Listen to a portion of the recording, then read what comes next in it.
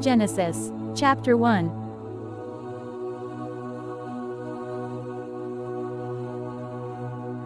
In the beginning, God created the heavens and the earth. The earth was without form and void, and darkness was over the face of the deep. And the Spirit of God was hovering over the face of the waters.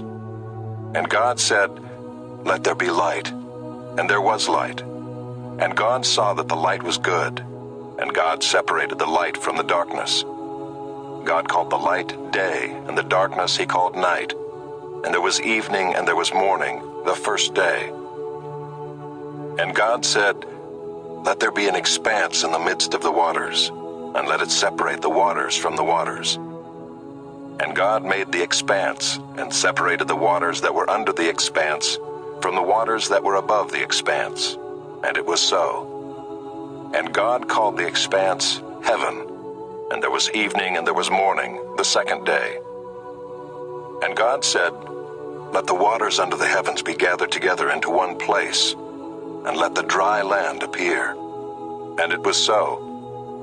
God called the dry land earth, and the waters that were gathered together he called seas. And God saw that it was good. And God said, "Let the earth sprout vegetation, plants yielding seed, and fruit trees bearing fruit in which is their seed, each according to its kind on the earth." And it was so. The earth brought forth vegetation, plants yielding seed according to their own kinds, and trees bearing fruit in which is their seed, each according to its kind. And God saw that it was good. And there was evening and there was morning, the third day. And God said, "Let there be lights in the expanse of the heavens to separate the day from the night, and let them be for signs and for seasons and for days and years, and let them be lights in the expanse of the heavens to give light upon the earth." And it was so. And God made the two great lights, the greater light to rule the day, and the lesser light to rule the night, and the stars. And God set them in the expanse of the heavens to give light on the earth, to rule over the day and over the night, and to separate the light from the darkness. And God saw that it was good. And there was evening and there was morning, the fourth day. And God said, "Let the waters swarm with swarms of living creatures, and let birds fly above the earth across the expanse of the heavens."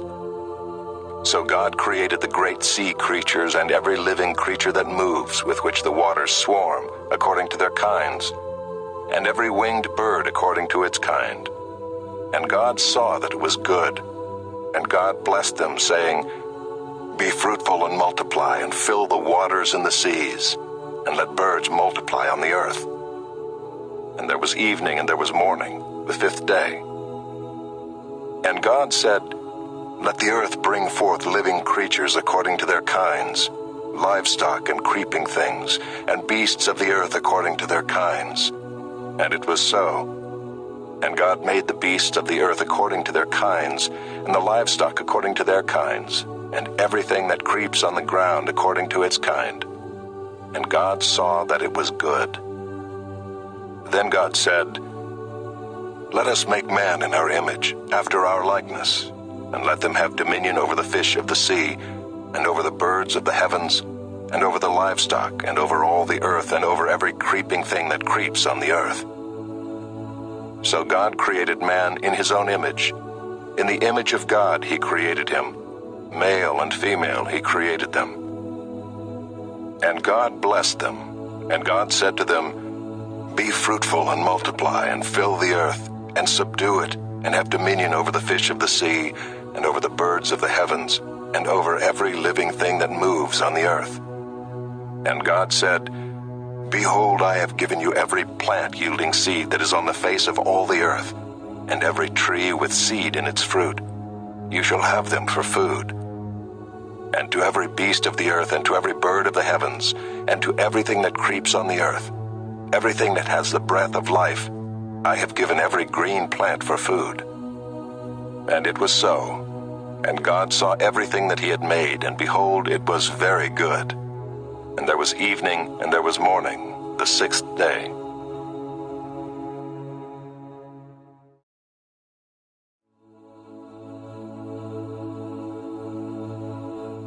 Genesis, chapter 2.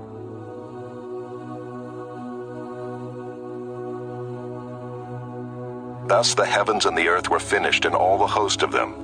And on the seventh day God finished his work that he had done, and he rested on the seventh day from all his work that he had done. So God blessed the seventh day, and made it holy, because on it God rested from all his work that he had done in creation.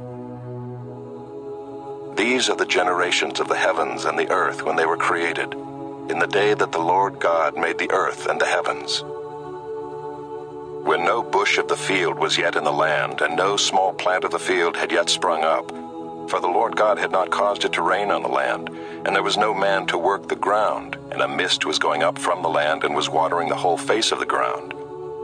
Then the Lord God formed the man of dust from the ground, and breathed into his nostrils the breath of life, and the man became a living creature. And the Lord God planted a garden in Eden in the east, and there he put the man whom he had formed. And out of the ground the Lord God made to spring up every tree that is pleasant to the sight, and good for food. The tree of life was in the midst of the garden, and the tree of the knowledge of good and evil. A river flowed out of Eden to water the garden, and there it divided and became 4 rivers. The name of the first is the Pishon. It is the one that flowed around the whole land of Havilah, where there is gold. And the gold of that land is good. Bdellium and onyx stone are there. The name of the second river is the Gihon. It is the one that flowed around the whole land of Cush. And the name of the third river is the Tigris, which flows east of Assyria. And the fourth river is the Euphrates. The Lord God took the man and put him in the Garden of Eden to work it and keep it.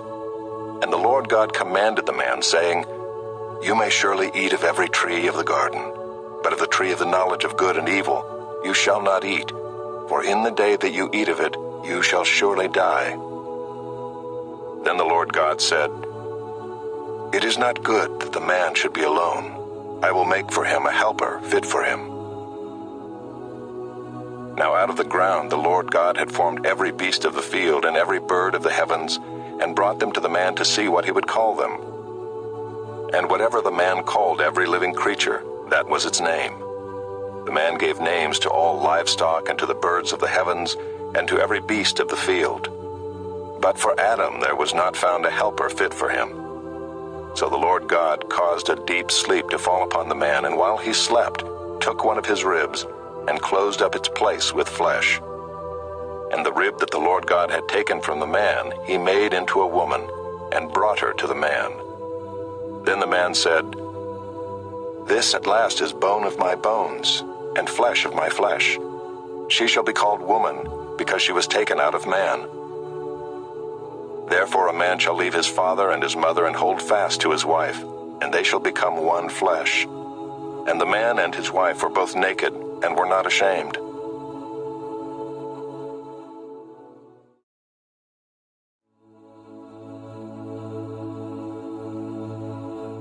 Genesis, chapter 3.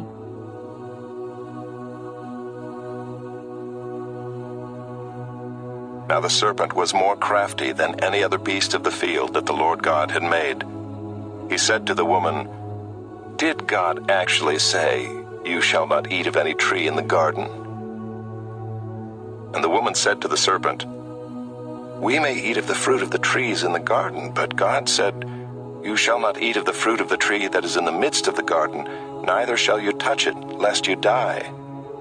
But the serpent said to the woman, You will not surely die, for God knows that when you eat of it your eyes will be opened, and you will be like God, knowing good and evil. So when the woman saw that the tree was good for food, and that it was a delight to the eyes, and that the tree was to be desired to make one wise, she took of its fruit and ate. And she also gave some to her husband who was with her, and he ate. Then the eyes of both were opened, and they knew that they were naked. And they sewed fig leaves together and made themselves loincloths. And they heard the sound of the Lord God walking in the garden in the cool of the day. And the man and his wife hid themselves from the presence of the Lord God among the trees of the garden. But the Lord God called to the man and said to him, Where are you? And he said, I heard the sound of you in the garden, and I was afraid because I was naked, and I hid myself." He said, "Who told you that you were naked? Have you eaten of the tree of which I commanded you not to eat?" The man said, "Well, the woman whom you gave to be with me, she gave me fruit of the tree, and I ate." Then the Lord God said to the woman, "What is this that you have done?" The woman said, "Well, the serpent deceived me, and I ate." The Lord God said to the serpent, "Because you have done this, cursed are you above all livestock, and above all beasts of the field. On your belly you shall go, and dust you shall eat all the days of your life. I will put enmity between you and the woman, and between your offspring and her offspring. He shall bruise your head, and you shall bruise his heel." To the woman he said, "I will surely multiply your pain in childbearing. In pain you shall bring forth children. Your desire shall be contrary to your husband, but he shall rule over you." And to Adam he said, "Because you have listened to the voice of your wife, and have eaten of the tree of which I commanded you, you shall not eat of it. Cursed is the ground because of you. In pain you shall eat of it all the days of your life. Thorns and thistles it shall bring forth for you, and you shall eat the plants of the field. By the sweat of your face you shall eat bread, till you return to the ground, for out of it you were taken. For you are dust, and to dust you shall return." The man called his wife's name Eve, because she was the mother of all living. And the Lord God made for Adam and for his wife garments of skins, and clothed them. Then the Lord God said, "Behold, the man has become like one of us in knowing good and evil. Now lest he reach out his hand and take also of the tree of life, and eat, and live forever."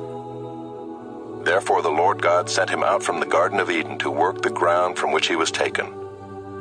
He drove out the man, and at the east of the Garden of Eden he placed the cherubim and a flaming sword that turned every way to guard the way to the tree of life.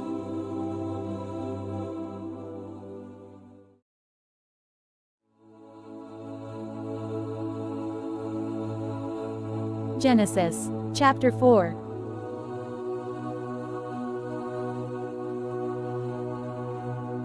Now Adam knew Eve his wife, and she conceived and bore Cain, saying, "I have gotten a man with the help of the Lord." And again she bore his brother Abel.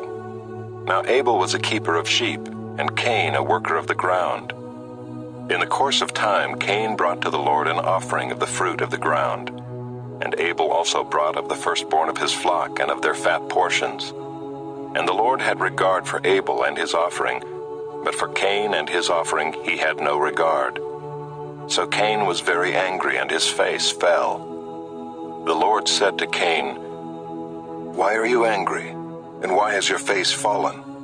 If you do well, will you not be accepted? And if you do not do well, sin is crouching at the door. Its desire shall be contrary to you, but you must rule over it." Cain spoke to Abel his brother, and when they were in the field, Cain rose up against his brother Abel and killed him. Then the Lord said to Cain, "Where is Abel your brother?" He said, "I do not know. Am I my brother's keeper?"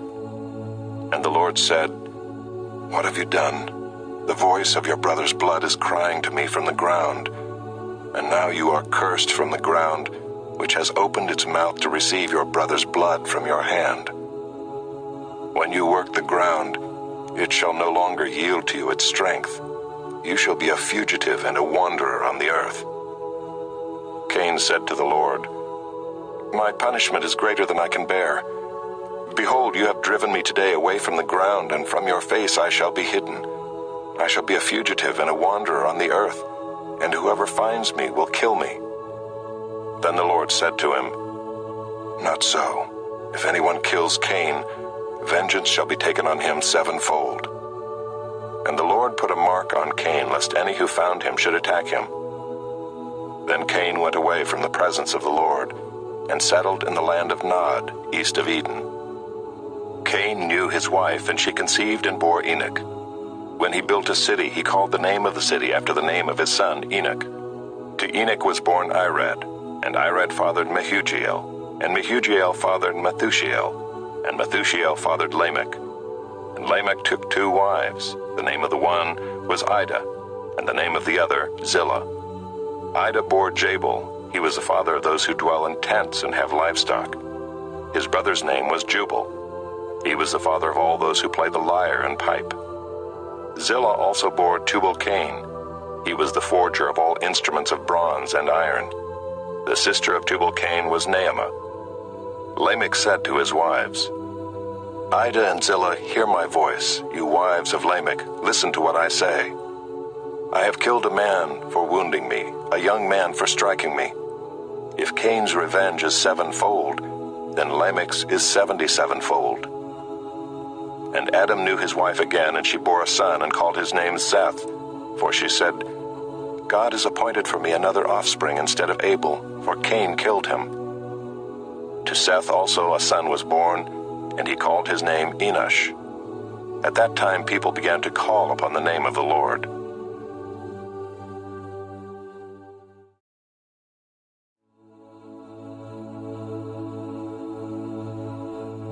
Genesis, chapter 5.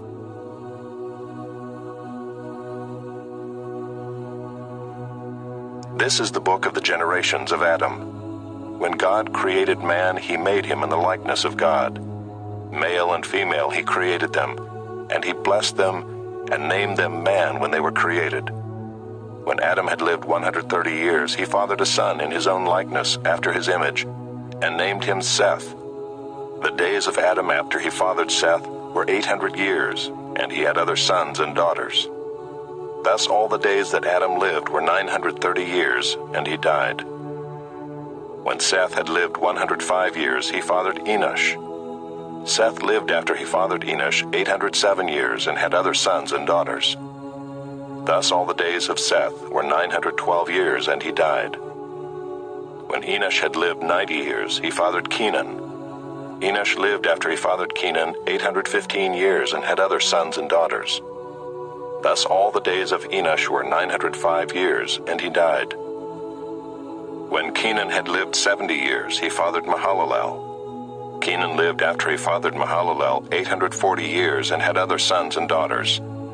Thus all the days of Kenan were 910 years, and he died. When Mahalalel had lived 65 years, he fathered Jared. Mahalalel lived after he fathered Jared 830 years, and had other sons and daughters. Thus all the days of Mahalalel were 895 years, and he died.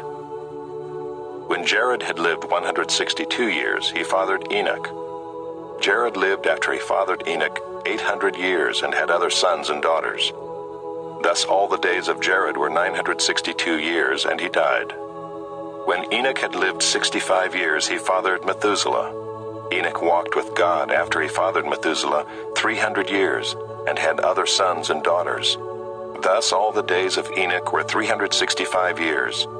Enoch walked with God, and he was not, for God took him. When Methuselah had lived 187 years, he fathered Lamech. Methuselah lived after he fathered Lamech 782 years, and had other sons and daughters. Thus all the days of Methuselah were 969 years, and he died. When Lamech had lived 182 years, he fathered a son, and called his name Noah, saying, Out of the ground that the Lord has cursed, this one shall bring us relief from our work, and from the painful toil of our hands. Lamech lived after he fathered Noah 595 years, and had other sons and daughters. Thus all the days of Lamech were 777 years, and he died.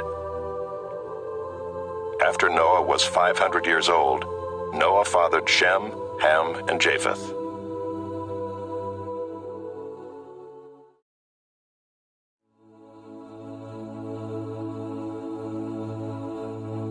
Genesis, chapter 6.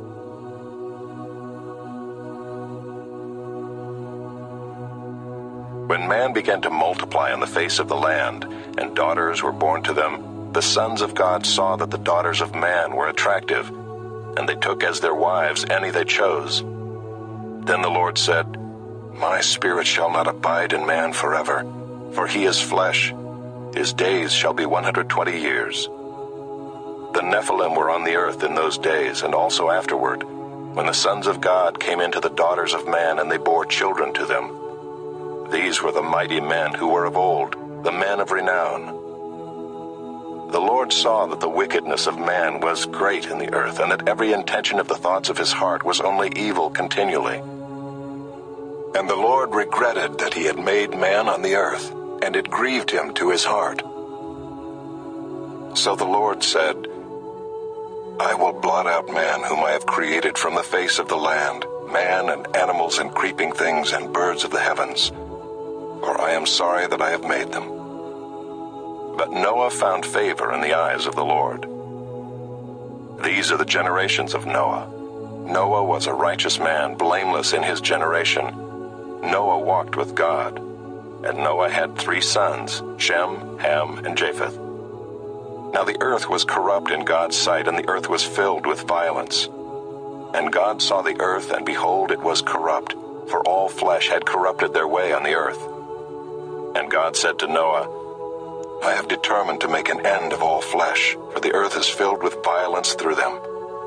Behold, I will destroy them with the earth. Make yourself an ark of gopher wood. Make rooms in the ark, and cover it inside and out with pitch. This is how you are to make it. The length of the ark, 300 cubits, its breadth, 50 cubits, and its height, 30 cubits. Make a roof for the ark, and finish it to a cubit above, and set the door of the ark in its side. Make it with lower, second, and third decks. For behold, I will bring a flood of waters upon the earth, to destroy all flesh in which is the breath of life under heaven. Everything that is on the earth shall die. But I will establish my covenant with you, and you shall come into the ark, you, your sons, your wife, and your sons' wives with you. And of every living thing of all flesh, you shall bring 2 of every sort into the ark to keep them alive with you. They shall be male and female. Of the birds according to their kinds, and of the animals according to their kinds, of every creeping thing of the ground according to its kind, 2 of every sort shall come into you to keep them alive. Also take with you every sort of food that is eaten, and store it up. It shall serve as food for you and for them. Noah did this. He did all that God commanded him.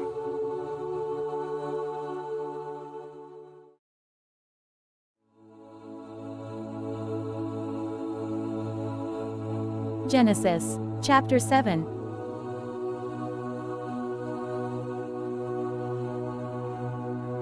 Then the Lord said to Noah, Go into the ark, you and all your household, for I have seen that you are righteous before me in this generation. Take with you 7 pairs of all clean animals, the male and his mate, and a pair of the animals that are not clean, the male and his mate, and 7 pairs of the birds of the heavens also, male and female, to keep their offspring alive on the face of all the earth. For in 7 days I will send rain on the earth, 40 days and 40 nights. And every living thing that I have made I will blot out from the face of the ground. And Noah did all that the Lord had commanded him. Noah was 600 years old when the flood of waters came upon the earth. And Noah and his sons and his wife and his sons' wives with him went into the ark to escape the waters of the flood. Of clean animals and of animals that are not clean, and of birds and of everything that creeps on the ground, 2 and 2, male and female, went into the ark with Noah as God had commanded Noah. And after 7 days, the waters of the flood came upon the earth. In the 600th year of Noah's life, in the 2nd month, on the 17th day of the month, on that day all the fountains of the great deep burst forth, and the windows of the heavens were opened. And rain fell upon the earth 40 days and 40 nights. On the very same day, Noah and his sons, Shem and Ham and Japheth, and Noah's wife and the 3 wives of his sons with them entered the ark, they and every beast according to its kind, and all the livestock according to their kinds, and every creeping thing that creeps on the earth according to its kind, and every bird according to its kind, every winged creature. They went into the ark with Noah, 2 and 2 of all flesh in which there was the breath of life. And those that entered, male and female of all flesh, went in as God had commanded him. And the Lord shut him in. The flood continued 40 days on the earth. The waters increased and bore up the ark, and it rose high above the earth. The waters prevailed and increased greatly on the earth, and the ark floated on the face of the waters. And the waters prevailed so mightily on the earth that all the high mountains under the whole heaven were covered. The waters prevailed above the mountains, covering them 15 cubits deep. And all flesh died that moved on the earth, birds, livestock, beasts, all swarming creatures that swarm on the earth, and all mankind. Everything on the dry land in whose nostrils was the breath of life died. He blotted out every living thing that was on the face of the ground, man and animals and creeping things and birds of the heavens. They were blotted out from the earth. Only Noah was left, and those who were with him in the ark. And the waters prevailed on the earth 150 days.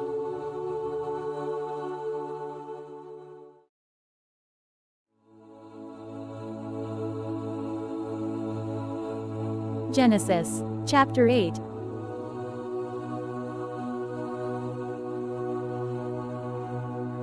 But God remembered Noah and all the beasts and all the livestock that were with him in the ark. And God made a wind blow over the earth, and the waters subsided. The fountains of the deep and the windows of the heavens were closed.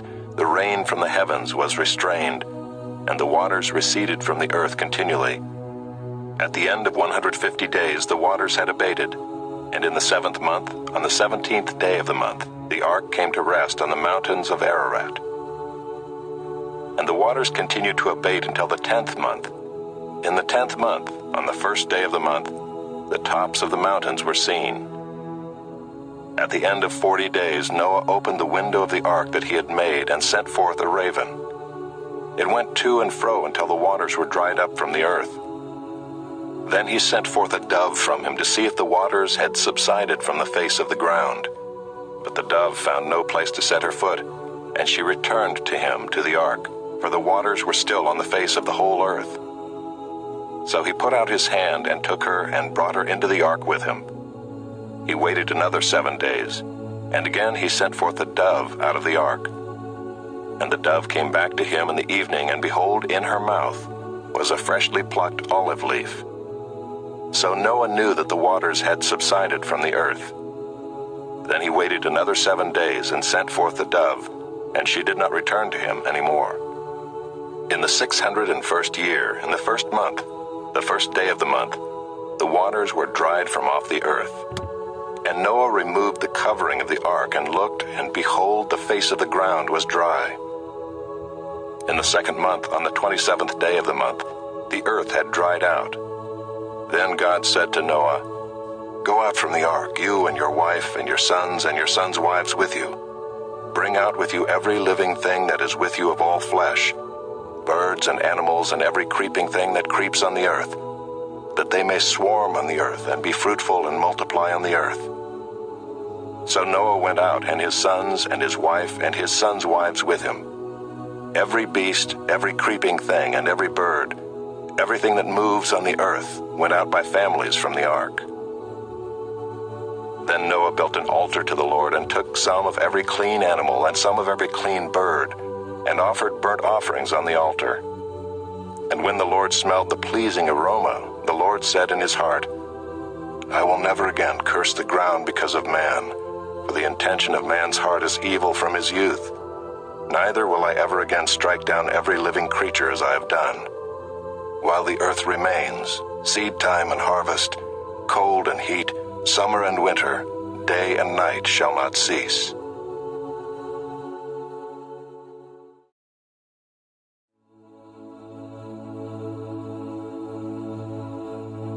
Genesis, chapter 9.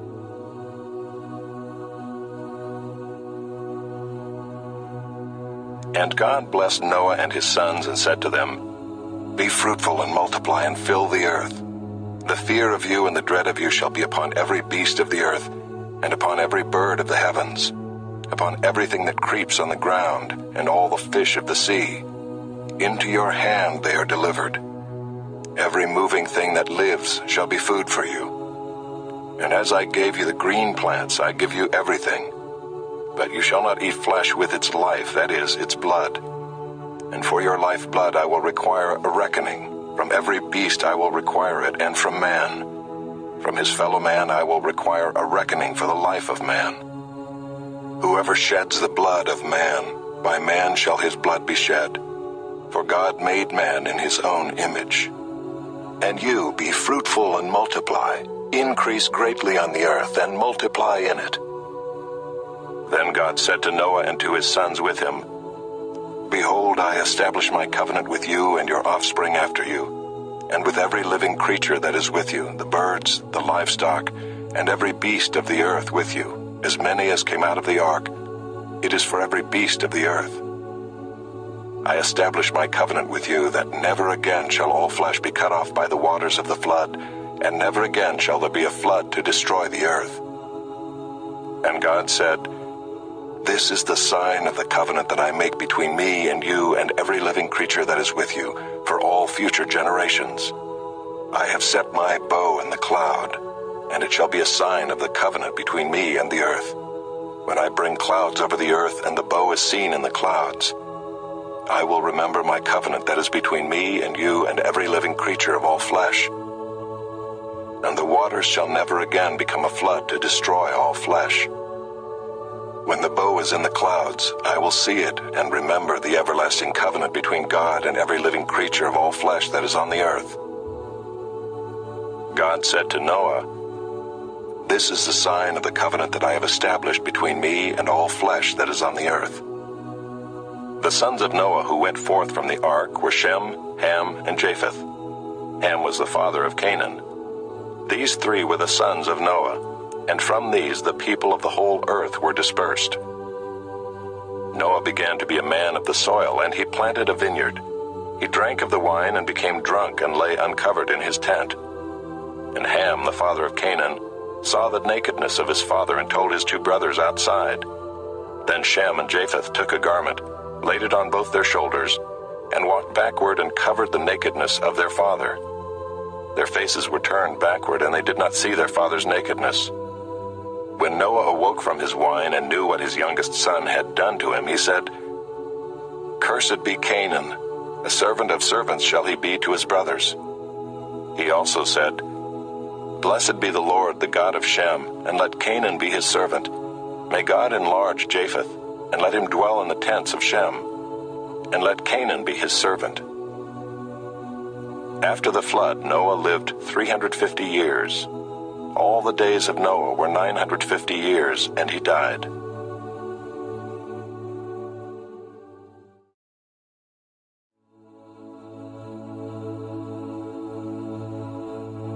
Genesis, chapter 10.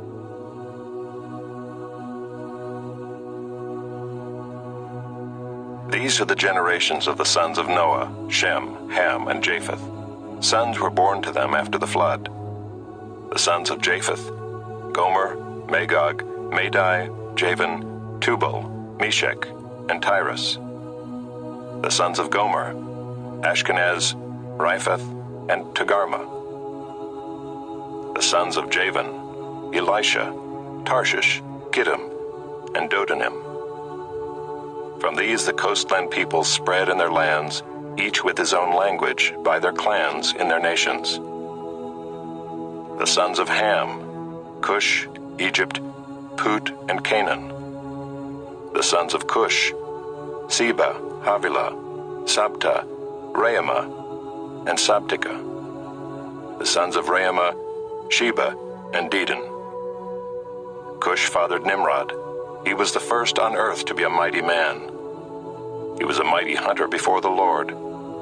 Therefore it is said, like Nimrod, a mighty hunter before the Lord. The beginning of his kingdom was Babel, Erech, Akkad, and Calneh in the land of Shinar. From that land he went into Assyria and built Nineveh, Rehoboth-ir, Calah, and Rezin between Nineveh and Calah. That is the great city. Egypt fathered Ludim, Anamim, Lehabim, and after him Pathrusim, Casluhim, from whom the Philistines came, and Caphtorim. Canaan fathered Sidon his firstborn, and Heth, and the Jebusites, the Amorites, the Girgashites, the Hivites, the Arkites, the Sinites, the Arvadites, the Zemarites, and the Hamathites. Afterward the clans of the Canaanites dispersed, and the territory of the Canaanites extended from Sidon in the direction of Gerar as far as Gaza, and in the direction of Sodom, Gomorrah, Admah, and Zeboim as far as Lasha. These are the sons of Ham by their clans, their languages, their lands, and their nations. To Shem also, the father of all the children of Eber, the elder brother of Japheth, children were born. The sons of Shem, Elam, Asher, Arpachshad, Lud, and Aram. The sons of Aram, Uz, Hul, Gether, and Mash. Arpachshad fathered Shelah, and Shelah fathered Eber. To Eber were born 2 sons. The name of the one was Peleg, for in his days the earth was divided, and his brother's name was Joktan. Joktan fathered Almodad, Sheleph, Hazarmaveth, Jerah, Adoram, Uzal, Diklah, Obal, Abimael, Sheba, Ophir, Havilah, and Jobab. All these were the sons of Joktan. The territory in which they lived extended from Mesha in the direction of Sephar to the hill country of the east. These are the sons of Shem by their clans, their languages, their lands, and their nations. These are the clans of the sons of Noah according to their genealogies, in their nations, and from these the nations spread abroad on the earth after the flood.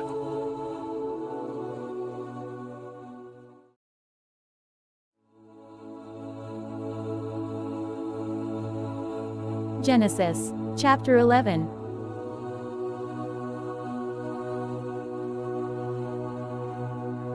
Now the whole earth had one language and the same words. And as people migrated from the east, they found a plain in the land of Shinar and settled there. And they said to one another, "Come, let us make bricks and burn them thoroughly." And they had brick for stone and bitumen for mortar. Then they said, "Come, let us build ourselves a city and a tower with its top in the heavens, and let us make a name for ourselves, lest we be dispersed over the face of the whole earth." And the Lord came down to see the city and the tower which the children of man had built. And the Lord said, "Behold, they are one people, and they have all one language, and this is only the beginning of what they will do. And nothing that they propose to do will now be impossible for them. Come, let us go down and there confuse their language, so that they may not understand one another's speech." So the Lord dispersed them from there over the face of all the earth, and they left off building the city. Therefore its name was called Babel, because there the Lord confused the language of all the earth. And from there the Lord dispersed them over the face of all the earth. These are the generations of Shem. When Shem was 100 years old, he fathered Arpachshad 2 years after the flood. And Shem lived after he fathered Arpachshad 500 years, and had other sons and daughters. When Arpachshad had lived 35 years, he fathered Shelah. And Arpachshad lived after he fathered Shelah 403 years, and had other sons and daughters. When Shelah had lived 30 years, he fathered Eber. And Shelah lived after he fathered Eber 403 years, and had other sons and daughters. When Eber had lived 34 years, he fathered Peleg. And Eber lived after he fathered Peleg 430 years, and had other sons and daughters. When Peleg had lived 30 years, he fathered Reu. And Peleg lived after he fathered Reu 209 years, and had other sons and daughters. When Reu had lived 32 years, he fathered Serug. And Reu lived after he fathered Serug 207 years, and had other sons and daughters. When Serug had lived 30 years, he fathered Nahor. And Serug lived after he fathered Nahor 200 years, and had other sons and daughters. When Nahor had lived 29 years, he fathered Terah. And Nahor lived after he fathered Terah 119 years, and had other sons and daughters. When Terah had lived 70 years, he fathered Abram, Nahor, and Haran. Now these are the generations of Terah. Terah fathered Abram, Nahor, and Haran fathered Lot. Haran died in the presence of his father Terah in the land of his kindred, in Ur of the Chaldeans. And Abram and Nahor took wives. The name of Abram's wife was Sarai, and the name of Nahor's wife Milcah, the daughter of Haran, the father of Milcah and Iscah. Now Sarai was barren, she had no child. Terah took Abram his son, and Lot the son of Haran his grandson, and Sarai his daughter-in-law, his son Abram's wife. And they went forth together from Ur of the Chaldeans to go into the land of Canaan. But when they came to Haran, they settled there. The days of Terah were 205 years, and Terah died in Haran.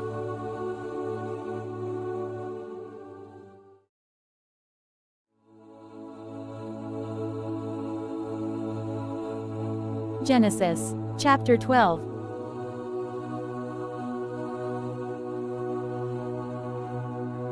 Now the Lord said to Abram, "Go from your country and your kindred and your father's house to the land that I will show you.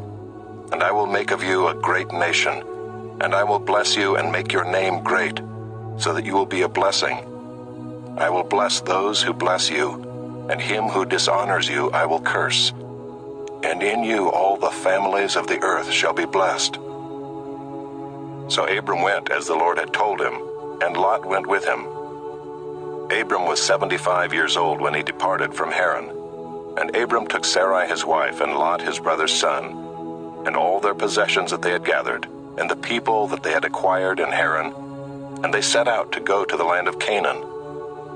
When they came to the land of Canaan, Abram passed through the land to the place at Shechem, to the oak of Moreh. At that time the Canaanites were in the land. Then the Lord appeared to Abram and said, "To your offspring I will give this land." So he built there an altar to the Lord who had appeared to him. From there he moved to the hill country on the east of Bethel and pitched his tent, with Bethel on the west and Ai on the east. And there he built an altar to the Lord and called upon the name of the Lord.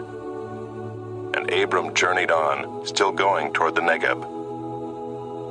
Now there was a famine in the land, so Abram went down to Egypt to sojourn there, for the famine was severe in the land.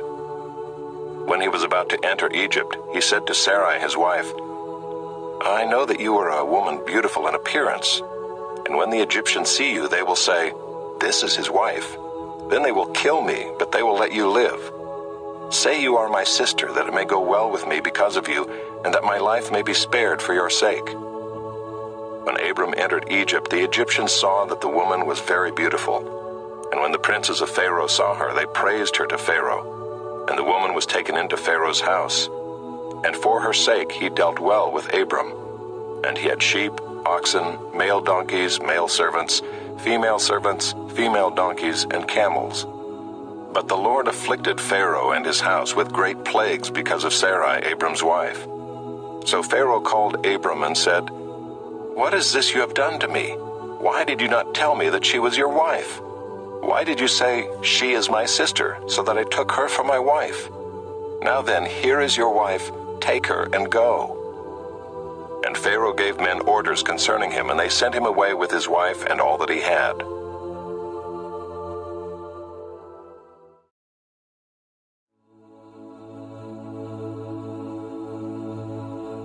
Genesis, chapter 13.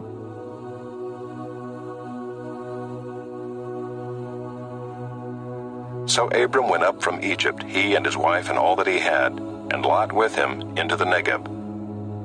Now Abram was very rich in livestock, in silver, and in gold. And he journeyed on from the Negeb as far as Bethel, to the place where his tent had been at the beginning, between Bethel and Ai, to the place where he had made an altar at the first. And there Abram called upon the name of the Lord. And Lot, who went with Abram, also had flocks and herds and tents, so that the land could not support both of them dwelling together, for their possessions were so great that they could not dwell together. And there was strife between the herdsmen of Abram's livestock and the herdsmen of Lot's livestock. At that time the Canaanites and the Perizzites were dwelling in the land. Then Abram said to Lot, "Let there be no strife between you and me, and between your herdsmen and my herdsmen, for we are kinsmen. Is not the whole land before you? Separate yourself from me. If you take the left hand, then I will go to the right, or if you take the right hand, then I will go to the left." And Lot lifted up his eyes and saw that the Jordan Valley was well watered everywhere, like the garden of the Lord, like the land of Egypt in the direction of Zoar. This was before the Lord destroyed Sodom and Gomorrah. So Lot chose for himself all the Jordan Valley, and Lot journeyed east. Thus they separated from each other. Abram settled in the land of Canaan, while Lot settled among the cities of the valley, and moved his tent as far as Sodom. Now the men of Sodom were wicked, great sinners against the Lord. The Lord said to Abram, after Lot had separated from him, "Lift up your eyes and look from the place where you are, northward and southward and eastward and westward. For all the land that you see I will give to you and to your offspring forever. I will make your offspring as the dust of the earth, so that if one can count the dust of the earth, your offspring also can be counted. Arise, walk through the length and the breadth of the land, for I will give it to you." So Abram moved his tent and came and settled by the oaks of Mamre, which are at Hebron, and there he built an altar to the Lord.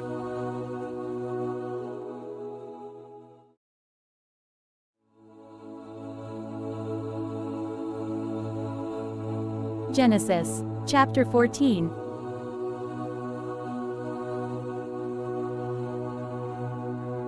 In the days of Amraphel, king of Shinar, Arioch, king of Elasar, Kedorlaomer, king of Elam, and Tidal, king of Goyim, these kings made war with Bera, king of Sodom, Birsha, king of Gomorrah, Shinab, king of Admah, Shemeber, king of Zeboim, and the king of Bela, that is Zoar. And all these joined forces in the valley of Siddim, that is the Salt Sea. 12 years they had served Kedorlaomer, but in the 13th year they rebelled. In the 14th year, Kedorlaomer and the kings who were with him came and defeated the Rephaim in Ashtaroth Karnaim, the Zuzim in Ham, the Emim and Sheva Kiriathaim, and the Horites in their hill country of Seir as far as El Paran on the border of the wilderness. Then they turned back and came to En-Mishpat, that is Kadesh, and defeated all the country of the Amalekites and also the Amorites who were dwelling in Hazazon Tamar. Then the king of Sodom, the king of Gomorrah, the king of Admah, the king of Zeboim, and the king of Bela, that is Zoar, went out, and they joined battle in the valley of Siddim with Kedorlaomer, king of Elam, Tidal, king of Goyim, Amraphel, king of Shinar, and Arioch, king of Elasar, 4 kings against 5. Now the valley of Siddim was full of bitumen pits, and as the kings of Sodom and Gomorrah fled, some fell into them, and the rest fled to the hill country. So the enemy took all the possessions of Sodom and Gomorrah, and all their provisions, and went their way. They also took Lot, the son of Abram's brother, who was dwelling in Sodom, and his possessions, and went their way. Then one who had escaped came and told Abram the Hebrew, who was living by the oaks of Mamre the Amorite, brother of Eshcol and of Aner. These were allies of Abram. When Abram heard that his kinsman had been taken captive, he led forth his trained men born in his house, 318 of them, and went in pursuit as far as Dan. And he divided his forces against them by night, he and his servants, and defeated them and pursued them to Hobah, north of Damascus.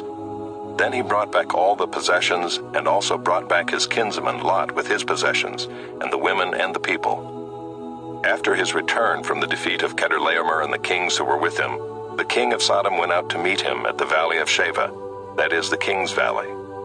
And Melchizedek, king of Salem, brought out bread and wine. He was priest of God Most High. And he blessed him and said, "Blessed be Abram by God Most High, possessor of heaven and earth. And blessed be God Most High, who has delivered your enemies into your hand." And Abram gave him 1/10 of everything. And the king of Sodom said to Abram, "Give me the persons, but take the goods for yourself." But Abram said to the king of Sodom, "I have lifted my hand to the Lord, God Most High, possessor of heaven and earth, that I would not take a thread or a sandal strap or anything that is yours, lest you should say, 'I have made Abram rich.' I will take nothing but what the young men have eaten, and the share of the men who went with me. Let Aner, Eshcol, and Mamre take their share."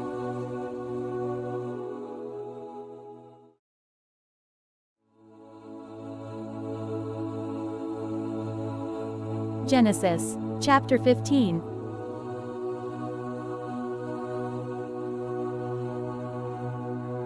After these things the word of the Lord came to Abram in a vision. "Fear not, Abram. I am your shield. Your reward shall be very great." But Abram said, "O Lord God, what will you give me? For I continue childless, and the heir of my house is Eliezer of Damascus. And Abram said, Behold, you have given me no offspring, and a member of my household will be my heir. And behold, the word of the Lord came to him, This man shall not be your heir. Your very own son shall be your heir. And he brought him outside and said, Look toward heaven, and number the stars, if you are able to number them. Then he said to him, So shall your offspring be. And he believed the Lord, and he counted it to him as righteousness. And he said to him, I am the Lord who brought you out from Ur of the Chaldeans to give you this land to possess. But he said, O Lord God, how am I to know that I shall possess it? He said to him, Bring me a heifer 3 years old, a female goat 3 years old, a ram 3 years old, a turtle dove, and a young pigeon. And he brought him all these, cut them in half, and laid each half over against the other. But he did not cut the birds in half. And when birds of prey came down on the carcasses, Abram drove them away. As the sun was going down, a deep sleep fell on Abram. And behold, dreadful and great darkness fell upon him. Then the Lord said to Abram, Know for certain that your offspring will be sojourners in a land that is not theirs, and will be servants there, and they will be afflicted for 400 years. But I will bring judgment on the nation that they serve, and afterward they shall come out with great possessions. As for you, you shall go to your fathers in peace. You shall be buried in a good old age. And they shall come back here in the 4th generation, for the iniquity of the Amorites is not yet complete. When the sun had gone down and it was dark, behold, a smoking fire pot and a flaming torch passed between these pieces. On that day the Lord made a covenant with Abram, saying, To your offspring I give this land from the river of Egypt to the great river, the river Euphrates, the land of the Kenites, the Kenizzites, the Cadmonites, the Hittites, the Perizzites, the Rephaim, the Amorites, the Canaanites, the Girgashites, and the Jebusites.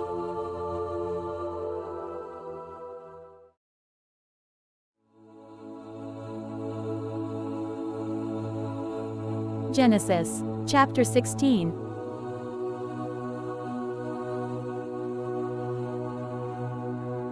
Now Sarai, Abram's wife, had borne him no children. She had a female Egyptian servant whose name was Hagar.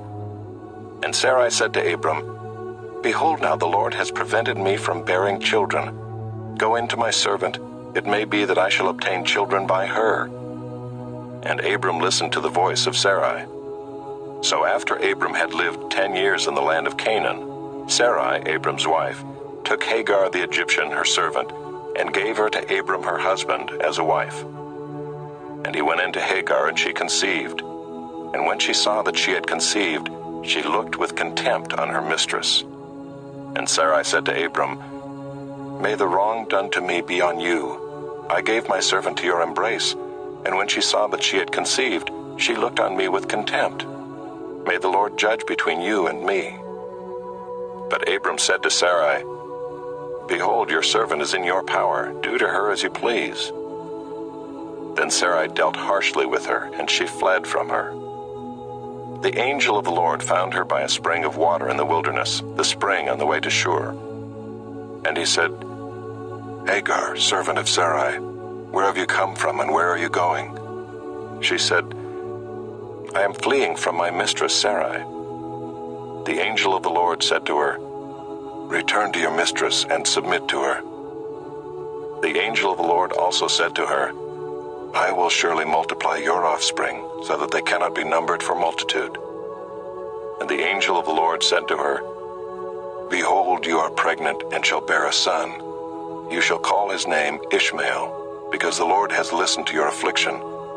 He shall be a wild donkey of a man, his hand against everyone, and everyone's hand against him, and he shall dwell over against all his kinsmen.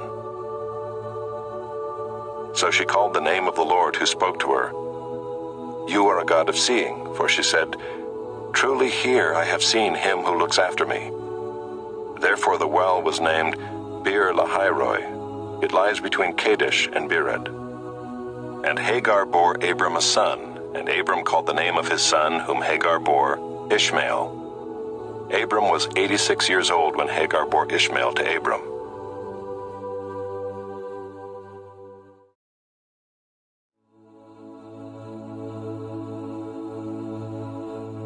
Genesis, chapter 17.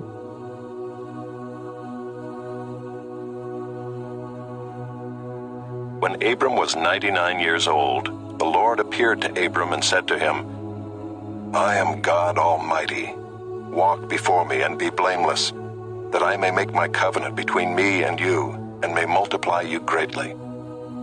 Then Abram fell on his face, and God said to him, Behold, my covenant is with you, and you shall be the father of a multitude of nations. No longer shall your name be called Abram, but your name shall be Abraham, for I have made you the father of a multitude of nations.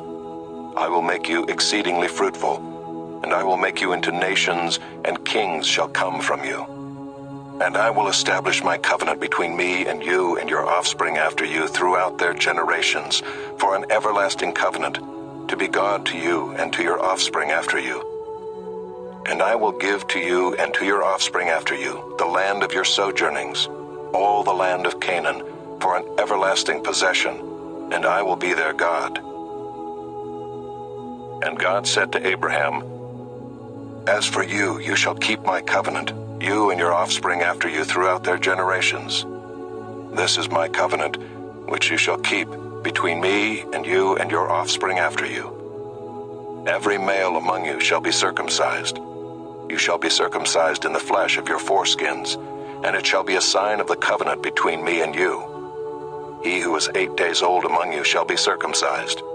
Every male throughout your generations, whether born in your house or bought with your money from any foreigner who is not of your offspring, both he who is born in your house and he who is bought with your money shall surely be circumcised. So shall my covenant be in your flesh, an everlasting covenant.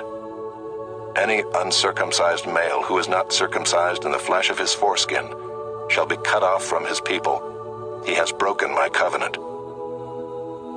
And God said to Abraham, As for Sarai your wife, you shall not call her name Sarai, but Sarah shall be her name. I will bless her, and moreover I will give you a son by her. I will bless her, and she shall become nations. Kings of peoples shall come from her. Then Abraham fell on his face and laughed, and said to himself, Shall a child be born to a man who is 100 years old? Shall Sarah, who is 90 years old, bear a child? And Abraham said to God, Oh, that Ishmael might live before you. God said, No, but Sarah your wife shall bear you a son, and you shall call his name Isaac. I will establish my covenant with him as an everlasting covenant for his offspring after him. As for Ishmael, I have heard you. Behold, I have blessed him and will make him fruitful and multiply him greatly. He shall father 12 princes, and I will make him into a great nation. But I will establish my covenant with Isaac, whom Sarah shall bear to you at this time next year. When he had finished talking with him, God went up from Abraham. Then Abraham took Ishmael his son and all those born in his house or bought with his money, every male among the men of Abraham's house. And he circumcised the flesh of their foreskins that very day, as God had said to him. Abraham was 99 years old when he was circumcised in the flesh of his foreskin. And Ishmael his son was 13 years old when he was circumcised in the flesh of his foreskin. That very day Abraham and his son Ishmael were circumcised. And all the men of his house, those born in the house and those bought with money from a foreigner, were circumcised with him.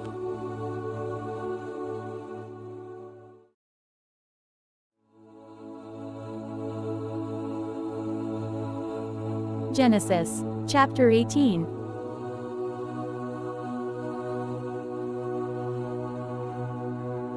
And the Lord appeared to him by the oaks of Mamre as he sat at the door of his tent in the heat of the day. He lifted up his eyes and looked, and behold, 3 men were standing in front of him. When he saw them, he ran from the tent door to meet them and bowed himself to the earth and said, O Lord, if I have found favor in your sight, do not pass by your servant. Let a little water be brought, and wash your feet, and rest yourselves under the tree, while I bring a morsel of bread, that you may refresh yourselves, and after that you may pass on, since you have come to your servant." So they said, "Do as you have said."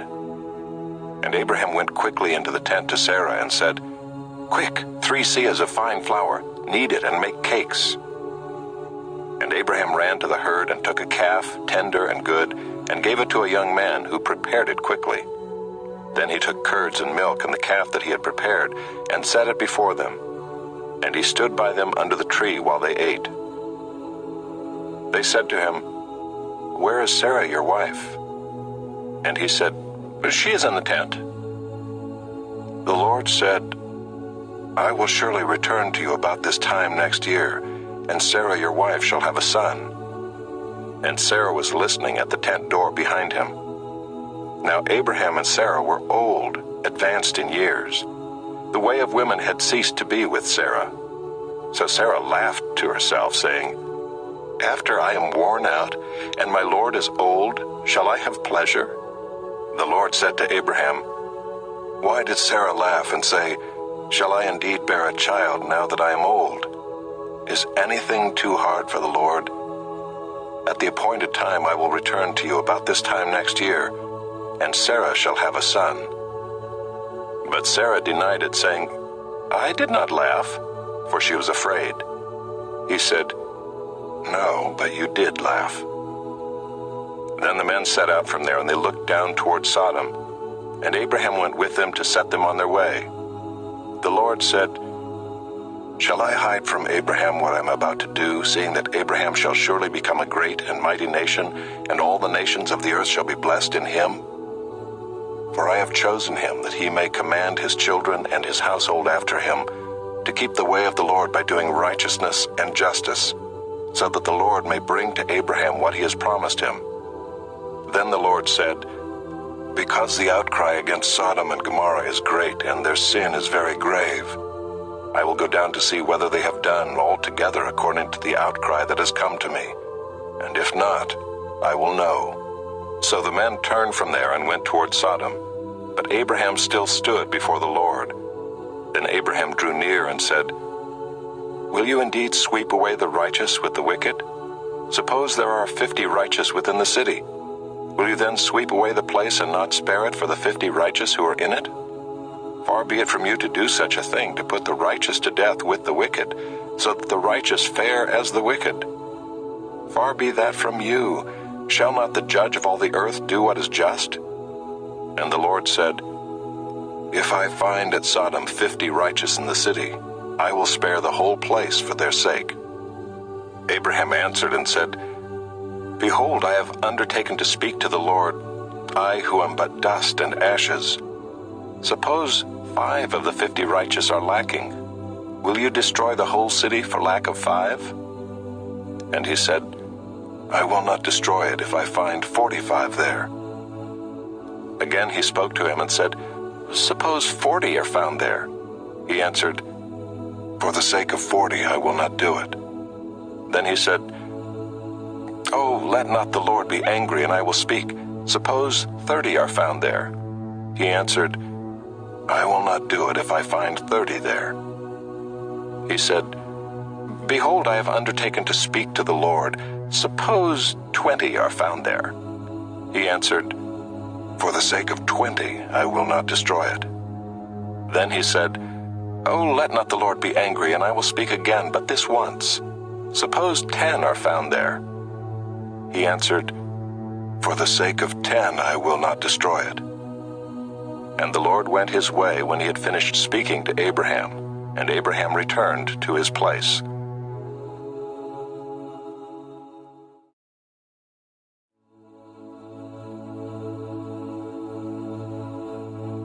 Genesis, chapter 19.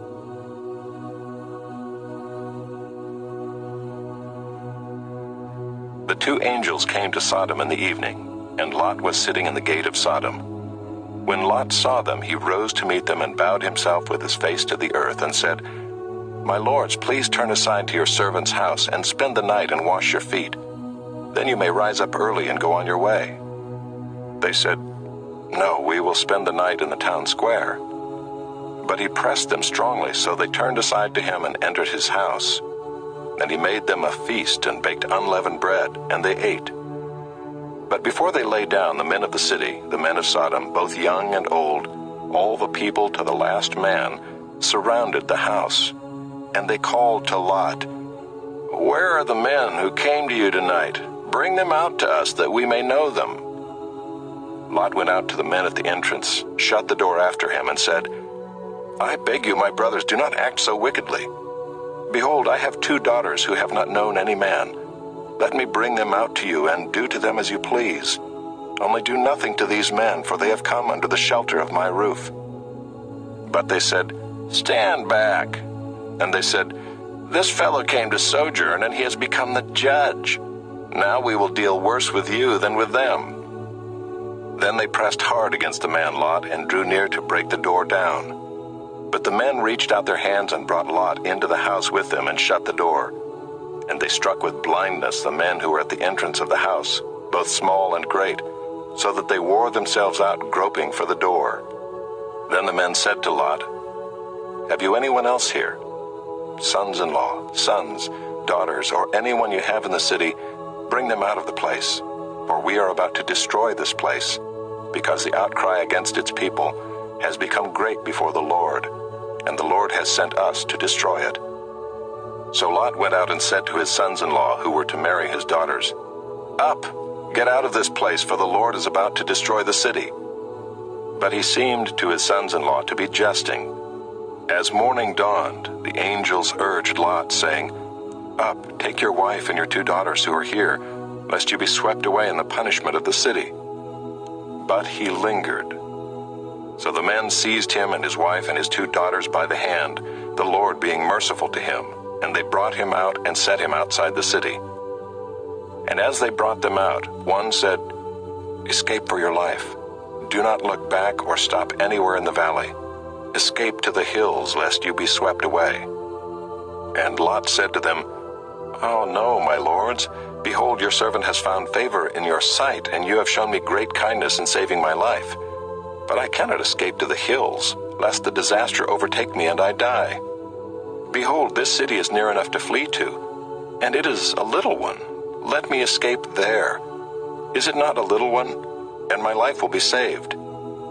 He said to him, "Behold, I grant you this favor also, that I will not overthrow the city of which you have spoken. Escape there quickly, for I can do nothing till you arrive there." Therefore the name of the city was called Zoar. The sun had risen on the earth when Lot came to Zoar.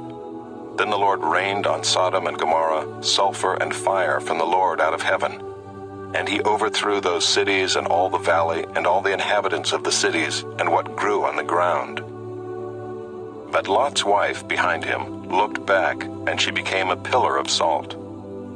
And Abraham went early in the morning to the place where he had stood before the Lord.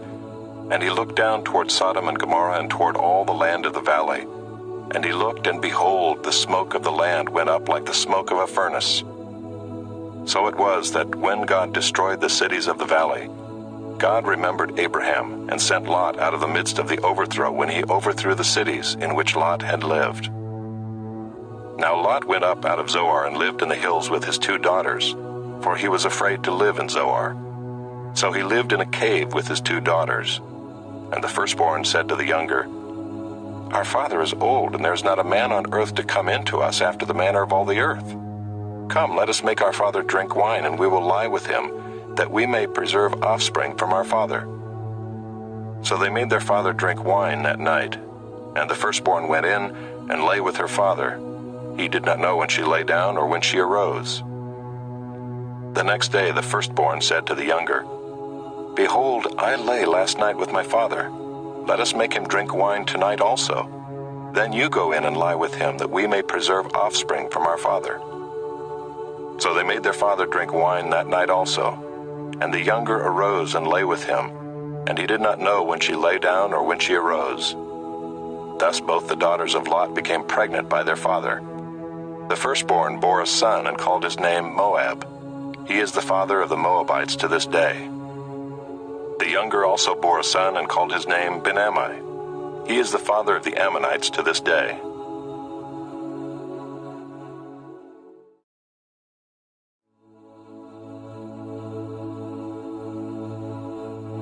Genesis, chapter 20.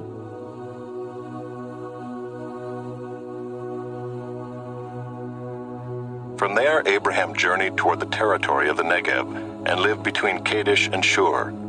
And he sojourned in Gerar. And Abraham said of Sara his wife, "She is my sister." And Abimelech king of Gerar sent and took Sara.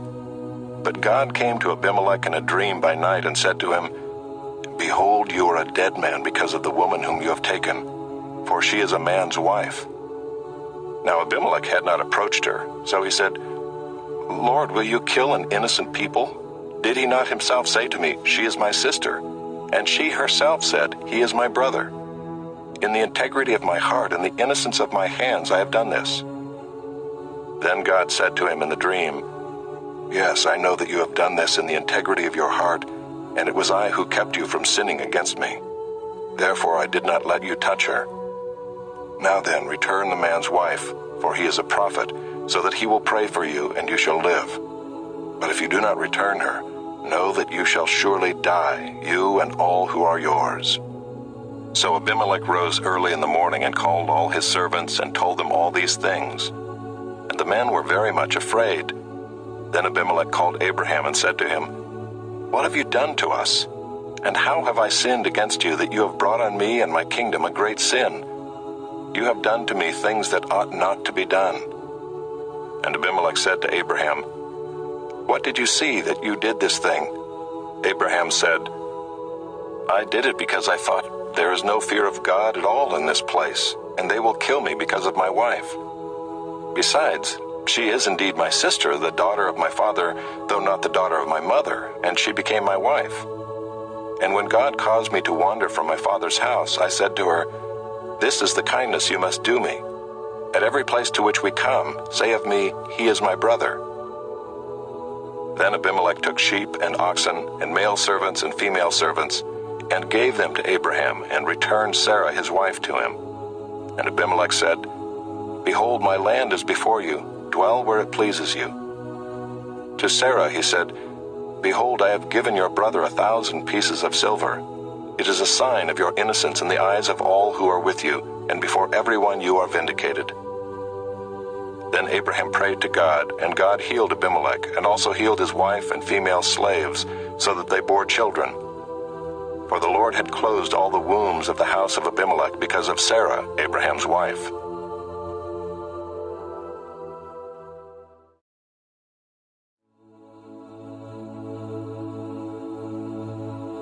Genesis, chapter 21.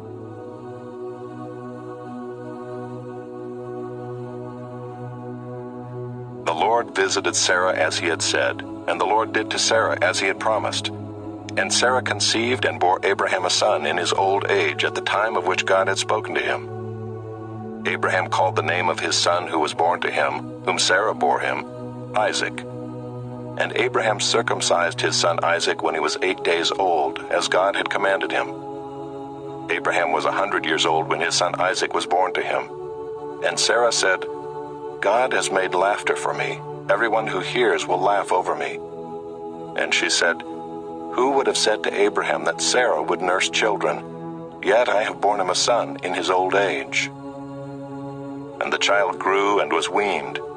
And Abraham made a great feast on the day that Isaac was weaned. But Sarah saw the son of Hagar the Egyptian, whom she had borne to Abraham, laughing. So she said to Abraham, "Cast out this slave woman with her son, for the son of this slave woman shall not be heir with my son Isaac." And the thing was very displeasing to Abraham on account of his son. But God said to Abraham, "Be not displeased because of the boy and because of your slave woman. Whatever Sarah says to you, do as she tells you. For through Isaac shall your offspring be named. And I will make a nation of the son of the slave woman also, because he is your offspring." So Abraham rose early in the morning and took bread and a skin of water, and gave it to Hagar, putting it on her shoulder along with the child, and sent her away. And she departed and wandered in the wilderness of Beersheba. When the water in the skin was gone, she put the child under one of the bushes. Then she went and sat down opposite him a good way off, about the distance of a bow shot, for she said, "Let me not look on the death of the child." And as she sat opposite him, she lifted up her voice and wept. And God heard the voice of the boy, and the angel of God called to Hagar from heaven and said to her, "What troubles you, Hagar? Fear not, for God has heard the voice of the boy where he is. Up, lift up the boy and hold him fast with your hand, for I will make him into a great nation." Then God opened her eyes, and she saw a well of water. She went and filled the skin with water and gave the boy a drink. And God was with the boy, and he grew up. He lived in the wilderness and became an expert with the bow. He lived in the wilderness of Paran, and his mother took a wife for him from the land of Egypt. At that time Abimelech and Phicol, the commander of his army, said to Abraham, "God is with you in all that you do. Now therefore swear to me here by God that you will not deal falsely with me or with my descendants or with my posterity, but as I have dealt kindly with you, so you will deal with me and with the land where you have sojourned." And Abraham said, "I will swear." When Abraham reproved Abimelech about a well of water that Abimelech's servants had seized, Abimelech said, "I do not know who has done this thing. You did not tell me, and I have not heard of it until today." So Abraham took sheep and oxen and gave them to Abimelech, and the two men made a covenant. Abraham set 7 ewe lambs of the flock apart, and Abimelech said to Abraham, "What is the meaning of these 7 ewe lambs that you have set apart?" He said, "These 7 ewe lambs you will take from my hand, that this may be a witness for me that I dug this well." Therefore that place was called Beersheba, because there both of them swore an oath. So they made a covenant at Beersheba. Then Abimelech and Phicol, the commander of his army, rose up and returned to the land of the Philistines. Abraham planted a tamarisk tree in Beersheba and called there on the name of the Lord, the everlasting God. And Abraham sojourned many days in the land of the Philistines.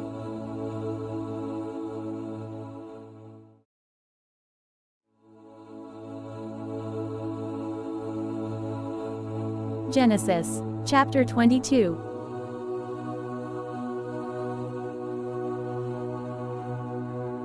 After these things, God tested Abraham and said to him, "Abraham." And he said, "Here I am." He said, "Take your son, your only son Isaac, whom you love, and go to the land of Moriah, and offer him there as a burnt offering on one of the mountains of which I shall tell you." So Abraham rose early in the morning, saddled his donkey, and took 2 of his young men with him and his son Isaac. And he cut the wood for the burnt offering, and arose and went to the place of which God had told him. On the 3rd day Abraham lifted up his eyes and saw the place from afar. Then Abraham said to his young men, "Stay here with the donkey. I and the boy will go over there and worship and come again to you." And Abraham took the wood of the burnt offering and laid it on Isaac his son. And he took in his hand the fire and the knife. So they went both of them together. And Isaac said to his father Abraham, "My father." And he said, "Here I am, my son." He said, "Behold the fire and the wood, but where is the lamb for a burnt offering?" Abraham said, "God will provide for himself the lamb for a burnt offering, my son." So they went both of them together. When they came to the place of which God had told him, Abraham built the altar there, and laid the wood in order, and bound Isaac his son, and laid him on the altar on top of the wood. Then Abraham reached out his hand, and took the knife to slaughter his son. But the angel of the Lord called to him from heaven and said, "Abraham, Abraham." And he said, "Here I am." He said, "Do not lay your hand on the boy or do anything to him, for now I know that you fear God, seeing you have not withheld your son, your only son, from me." And Abraham lifted up his eyes and looked, and behold, behind him was a ram, caught in a thicket by his horns. And Abraham went and took the ram, and offered it up as a burnt offering instead of his son. So Abraham called the name of that place, "The Lord will provide." As it is said to this day, "On the mount of the Lord it shall be provided." And the angel of the Lord called to Abraham a second time from heaven, and said, by myself I have sworn, declares the Lord, because you have done this and have not withheld your son, your only son, I will surely bless you, and I will surely multiply your offspring as the stars of heaven and as the sand that is on the seashore. And your offspring shall possess the gate of his enemies, and in your offspring shall all the nations of the earth be blessed, because you have obeyed my voice. So Abraham returned to his young men, and they arose and went together to Beersheba. And Abraham lived at Beersheba. Now after these things it was told to Abraham, Behold, Milcah also has borne children to your brother Nahor, Uz his firstborn, Buz his brother, Kemuel the father of Aram, Kesed, Hazo, Pildash, Jidlaph, and Bethuel. Bethuel fathered Rebekah. These 8 Milcah bore to Nahor, Abraham's brother. Moreover, his concubine, whose name was Reumah, bore Tebah, Gaham, Tahash, and Maacah.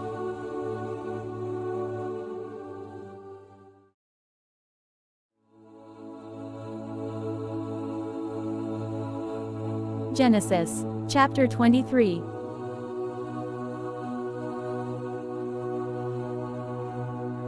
Sarah lived 127 years. These were the years of the life of Sarah.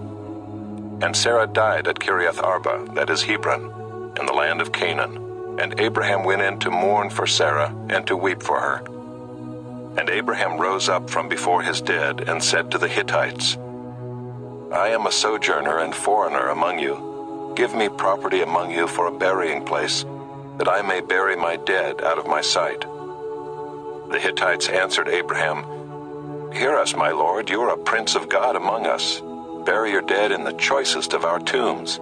None of us will withhold from you his tomb to hinder you from burying your dead. Abraham rose and bowed to the Hittites, the people of the land. And he said to them, If you are willing that I should bury my dead out of my sight, hear me and entreat for me Ephraim the son of Zohar, that he may give me the cave of Machpelah which he owns. It is at the end of his field. For the full price let him give it to me in your presence as property for a burying place. Now Ephraim was sitting among the Hittites, and Ephraim the Hittite answered Abraham in the hearing of the Hittites, of all who went in at the gate of his city, No, my lord, hear me. I give you the field, and I give you the cave that is in it. In the sight of the sons of my people I give it to you. Bury your dead. Then Abraham bowed down before the people of the land, and he said to Ephraim in the hearing of the people of the land, But if you will, hear me. I give the price of the field. Accept it from me, that I may bury my dead there. Ephraim answered Abraham, My lord, listen to me. A piece of land worth 400 shekels of silver. What is that between you and me? Bury your dead. Abraham listened to Ephraim, and Abraham weighed out for Ephraim the silver that he had named in the hearing of the Hittites, 400 shekels of silver, according to the weights current among the merchants. So the field of Ephraim in Machpelah, which was to the east of Mamre, the field with the cave that was in it and all the trees that were in the field throughout its whole area, was made over to Abraham as a possession in the presence of the Hittites, before all who went in at the gate of his city. After this, Abraham buried Sarah his wife in the cave of the field of Machpelah east of Mamre, that is Hebron, in the land of Canaan. The field and the cave that is in it were made over to Abraham as property for a burying place by the Hittites.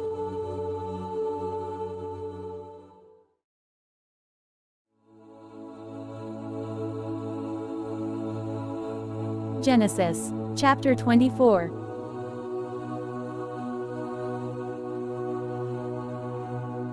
Now Abraham was old, well advanced in years, and the Lord had blessed Abraham in all things.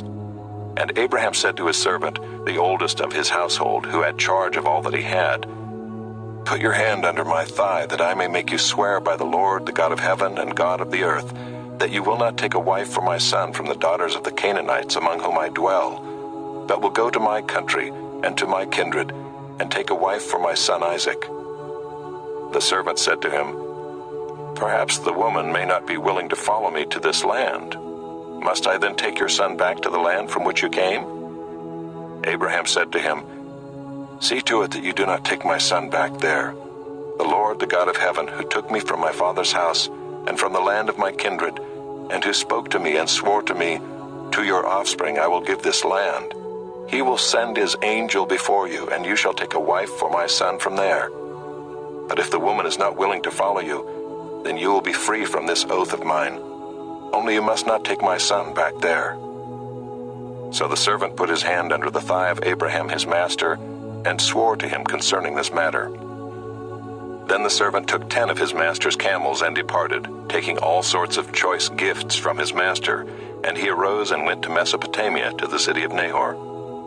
And he made the camels kneel down outside the city by the well of water at the time of evening, the time when women go out to draw water. And he said, "O Lord, God of my master Abraham, please grant me success today, and show steadfast love to my master Abraham. Behold, I am standing by the spring of water, and the daughters of the men of the city are coming out to draw water.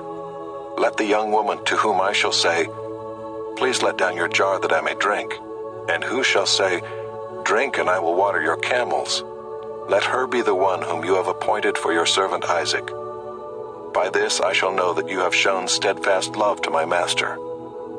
Before he had finished speaking, behold, Rebekah, who was born to Bethuel the son of Milcah, the wife of Nahor, Abraham's brother, came out with her water jar on her shoulder. The young woman was very attractive in appearance, a maiden whom no man had known. She went down to the spring and filled her jar and came up. Then the servant ran to meet her and said, "Please give me a little water to drink from your jar." She said, "Drink, my lord." And she quickly let down her jar upon her hand and gave him a drink. When she had finished giving him a drink, she said, "I will draw water for your camels also until they have finished drinking." So she quickly emptied her jar into the trough and ran again to the well to draw water, and she drew for all his camels. The man gazed at her in silence to learn whether the Lord had prospered his journey or not. When the camels had finished drinking, the man took a gold ring weighing a half shekel and 2 bracelets for her arms weighing 10 gold shekels, and said, "Please tell me whose daughter you are. Is there room in your father's house for us to spend the night?" She said to him, "I am the daughter of Bethuel the son of Milcah, whom she bore to Nahor." She added, "We have plenty of both straw and fodder and room to spend the night." The man bowed his head and worshipped the Lord and said, "Blessed be the Lord, the God of my master Abraham, who has not forsaken his steadfast love and his faithfulness toward my master. As for me, the Lord has led me in the way to the house of my master's kinsman." Then the young woman ran and told her mother's household about these things. Rebekah had a brother whose name was Laban. Laban ran out toward the man to the spring. As soon as he saw the ring and the bracelets on his sister's arms, and heard the words of Rebekah his sister, "Thus the man spoke to me," he went to the man, and behold, he was standing by the camels at the spring. He said, "Come in, O blessed of the Lord. Why do you stand outside? For I have prepared the house and a place for the camels." So the man came to the house and unharnessed the camels, and gave straw and fodder to the camels, and there was water to wash his feet and the feet of the men who were with him. Then food was set before him to eat, but he said, "I will not eat until I have said what I have to say." He said, "Speak on." So he said, "I am Abraham's servant. The Lord has greatly blessed my master, and he has become great. He has given him flocks and herds, silver and gold, male servants and female servants, camels and donkeys. And Sara, my master's wife, bore a son to my master when she was old, and to him he has given all that he has. My master made me swear, saying, 'You shall not take a wife for my son from the daughters of the Canaanites in whose land I dwell, but you shall go to my father's house and to my clan, and take a wife for my son.' I said to my master, 'Perhaps the woman will not follow me.' But he said to me, 'The Lord before whom I have walked will send his angel with you and prosper your way. You shall take a wife for my son from my clan and from my father's house. Then you will be free from my oath when you come to my clan. And if they will not give her to you, you will be free from my oath.' I came today to the spring and said, 'O Lord, the God of my master Abraham, if now you are prospering the way that I go, behold, I am standing by the spring of water. Let the virgin who comes out to draw water, to whom I shall say, please give me a little water from your jar to drink? And who will say to me, drink, and I will draw for your camels also? Let her be the woman whom the Lord has appointed for my master's son. Before I had finished speaking in my heart, behold, Rebekah came out with her water jar on her shoulder, and she went down to the spring and drew water. I said to her, please let me drink. She quickly let down her jar from her shoulder and said, drink, and I will give your camels drink also. So I drank, and she gave the camels drink also. Then I asked her, whose daughter are you? She said, the daughter of Bethuel, Nahor's son, whom Milcah bore to him. So I put the ring on her nose and the bracelets on her arms. Then I bowed my head and worshipped the Lord, and blessed the Lord, the God of my master Abraham, who had led me by the right way to take the daughter of my master's kinsman for his son. Now then, if you are going to show steadfast love and faithfulness to my master, tell me, and if not, tell me, that I may turn to the right hand or to the left. Then Laban and Bethuel answered and said, the thing has come from the Lord. We cannot speak to you bad or good. Behold, Rebekah is before you. Take her and go, and let her be the wife of your master's son, as the Lord has spoken. When Abraham's servant heard their words, he bowed himself to the earth before the Lord. And the servant brought out jewelry of silver and of gold and garments, and gave them to Rebekah. He also gave to her brother and to her mother costly ornaments. And he and the men who were with him ate and drank, and they spent the night there. When they arose in the morning, he said, send me away to my master. Her brother and her mother said, let the young woman remain with us a while, at least 10 days. After that she may go. But he said to them, do not delay me, since the Lord has prospered my way. Send me away, that I may go to my master. They said, let us call the young woman and ask her. And they called Rebekah and said to her, will you go with this man?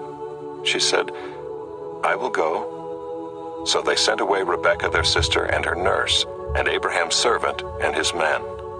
And they blessed Rebekah and said to her, our sister, may you become thousands of 10,000s, and may your offspring possess the gate of those who hate him. Then Rebekah and her young women arose and rode on the camels and followed the man. Thus the servant took Rebekah and went his way. Now Isaac had returned from Beer-lahai-roi and was dwelling in the Negeb. And Isaac went out to meditate in the field toward evening. And he lifted up his eyes and saw, and behold, there were camels coming. And Rebekah lifted up her eyes, and when she saw Isaac, she dismounted from the camel and said to the servant, who is that man walking in the field to meet us? The servant said, it is my master. So she took her veil and covered herself. And the servant told Isaac all the things that he had done. Then Isaac brought her into the tent of Sara his mother, and took Rebekah, and she became his wife, and he loved her. So Isaac was comforted after his mother's death.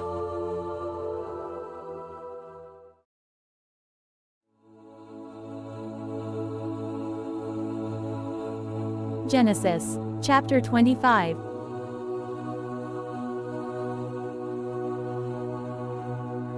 Abraham took another wife, whose name was Keturah. She bore him Zimram, Jokshan, Medan, Midian, Ishbak, and Shua. Jokshan fathered Sheba and Dedan. The sons of Dedan were Ashuram, Letushim, and Leumim. The sons of Midian were Ephah, Epher, Enoch, Abida, and Eldaah. All these were the children of Keturah. Abraham gave all he had to Isaac. But to the sons of his concubines Abraham gave gifts, and while he was still living he sent them away from his son Isaac eastward to the east country. These are the days of the years of Abraham's life, 175 years. Abraham breathed his last and died in a good old age, an old man and full of years, and was gathered to his people. Isaac and Ishmael his sons buried him in the cave of Machpelah in the field of Ephraim the son of Zohar the Hittite, east of Mamre, the field that Abraham purchased from the Hittites. There Abraham was buried with Sara his wife. After the death of Abraham, God blessed Isaac his son, and Isaac settled at Beer-lahai-roi. These are the generations of Ishmael, Abraham's son, whom Hagar the Egyptian, Sarah's servant, bore to Abraham. These are the names of the sons of Ishmael, named in the order of their birth: Nebaioth, the firstborn of Ishmael, and Kedar, Adbeel, Mibsam, Mishma, Duma, Massa, Hadad, Tema, Jeter, Naphish, and Kedemah. These are the sons of Ishmael, and these are their names, by their villages and by their encampments, 12 princes according to their tribes. These are the years of the life of Ishmael, 137 years. He breathed his last and died and was gathered to his people. They settled from Havilah to Shur, which is opposite Egypt in the direction of Assyria. He settled over against all his kinsmen. These are the generations of Isaac, Abraham's son. Abraham fathered Isaac, and Isaac was 40 years old when he took Rebekah, the daughter of Bethuel the Aramean of Paddan Aram, the sister of Laban the Aramean, to be his wife. And Isaac prayed to the Lord for his wife because she was barren. And the Lord granted his prayer, and Rebekah his wife conceived. The children struggled together within her, and she said, "If it is thus, why is this happening to me?" So she went to inquire of the Lord, and the Lord said to her, "Two nations are in your womb, and two peoples from within you shall be divided. The one shall be stronger than the other. The older shall serve the younger." When her days to give birth were completed, behold, there were twins in her womb. The first came out red, all his body like a hairy cloak, so they called his name Esau. Afterward his brother came out with his hand holding Esau's heel, so his name was called Jacob. Isaac was 60 years old when she bore them. When the boys grew up, Esau was a skillful hunter, a man of the field, while Jacob was a quiet man, dwelling in tents. Isaac loved Esau because he ate of his game, but Rebekah loved Jacob. Once when Jacob was cooking stew, Esau came in from the field, and he was exhausted. And Esau said to Jacob, "Let me eat some of that red stew, for I'm exhausted." Therefore his name was called Edom. Jacob said, "Sell me your birthright now." Esau said, "I'm about to die. Of what use is a birthright to me?" Jacob said, "Swear to me now." So he swore to him and sold his birthright to Jacob. Then Jacob gave Esau bread and lentil stew, and he ate and drank and rose and went his way. Thus Esau despised his birthright.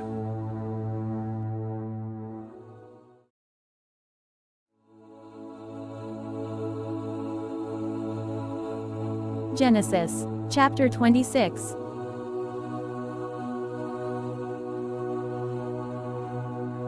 Now there was a famine in the land, besides the former famine that was in the days of Abraham.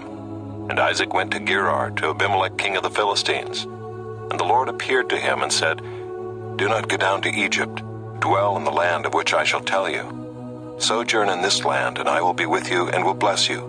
For to you and to your offspring I will give all these lands, and I will establish the oath that I swore to Abraham your father. I will multiply your offspring as the stars of heaven, and will give to your offspring all these lands. And in your offspring all the nations of the earth shall be blessed, because Abraham obeyed my voice and kept my charge, my commandments, my statutes, and my laws." So Isaac settled in Gerar. When the men of the place asked him about his wife, he said, "She is my sister," for he feared to say, "my wife," thinking, lest the men of the place should kill me because of Rebekah, because she was attractive in appearance. When he had been there a long time, Abimelech king of the Philistines looked out of a window and saw Isaac laughing with Rebekah his wife. So Abimelech called Isaac and said, "Behold, she is your wife. How then could you say, 'She is my sister'?" Isaac said to him, "Because I thought, lest I die because of her." Abimelech said, "What is this you have done to us? One of the people might easily have lain with your wife, and you would have brought guilt upon us." So Abimelech warned all the people, saying, "Whoever touches this man or his wife shall surely be put to death." And Isaac sowed in that land, and reaped in the same year 100-fold. The Lord blessed him, and the man became rich and gained more and more until he became very wealthy. He had possessions of flocks and herds and many servants, so that the Philistines envied him. Now the Philistines had stopped and filled with earth all the wells that his father's servants had dug in the days of Abraham his father. And Abimelech said to Isaac, "Go away from us, for you are much mightier than we." So Isaac departed from there and encamped in the valley of Gerar and settled there. And Isaac dug again the wells of water that had been dug in the days of Abraham his father, which the Philistines had stopped after the death of Abraham. And he gave them the names that his father had given them. But when Isaac's servants dug in the valley and found there a well of spring water, the herdsmen of Gerar quarreled with Isaac's herdsmen, saying, "The water is ours." So he called the name of the well Esek, because they contended with him. Then they dug another well, and they quarreled over that also. So he called its name Sitnah. And he moved from there and dug another well, and they did not quarrel over it. So he called its name Rehoboth, saying, "For now the Lord has made room for us, and we shall be fruitful in the land." From there he went up to Beersheba, and the Lord appeared to him the same night and said, "I am the God of Abraham your father. Fear not, for I am with you and will bless you, and multiply your offspring for my servant Abraham's sake." So he built an altar there and called upon the name of the Lord, and pitched his tent there. And there Isaac's servants dug a well. When Abimelech went to him from Gerar with Ahuzzath his adviser and Phicol the commander of his army, Isaac said to them, "Why have you come to me, seeing that you hate me and have sent me away from you?" They said, "We see plainly that the Lord has been with you. So we said, Let there be a sworn pact between us, between you and us, and let us make a covenant with you, that you will do us no harm, just as we have not touched you and have done to you nothing but good, and have sent you away in peace. You are now the blessed of the Lord." So he made them a feast, and they ate and drank. In the morning they rose early and exchanged oaths. And Isaac sent them on their way, and they departed from him in peace. That same day Isaac's servants came and told him about the well that they had dug, and said to him, "We have found water." He called it Shibah. Therefore the name of the city is Beersheba to this day. When Esau was 40 years old, he took Judith the daughter of Beeri the Hittite to be his wife, and Basemath the daughter of Elon the Hittite, and they made life bitter for Isaac and Rebekah.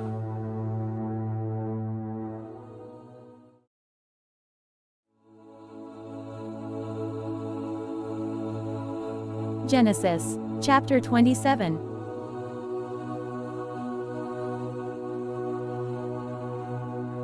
When Isaac was old and his eyes were dim so that he could not see, he called Esau his older son and said to him, "My son." And he answered, "Here I am." He said, "Behold, I am old. I do not know the day of my death. Now then, take your weapons, your quiver, and your bow, and go out to the field and hunt game for me, and prepare for me delicious food such as I love, and bring it to me so that I may eat, that my soul may bless you before I die." Now Rebekah was listening when Isaac spoke to his son Esau. So when Esau went to the field to hunt for game and bring it, Rebekah said to her son Jacob, "I heard your father speak to your brother Esau, 'Bring me game and prepare for me delicious food, that I may eat it and bless you before the Lord before I die.' Now therefore, my son, obey my voice as I command you. Go to the flock and bring me 2 good young goats, so that I may prepare from them delicious food for your father, such as he loves. And you shall bring it to your father to eat, so that he may bless you before he dies." But Jacob said to Rebekah his mother, "Behold, my brother Esau is a hairy man, and I am a smooth man. Perhaps my father will feel me, and I shall seem to be mocking him and bring a curse upon myself and not a blessing." His mother said to him, "Let your curse be on me, my son. Only obey my voice, and go, bring them to me."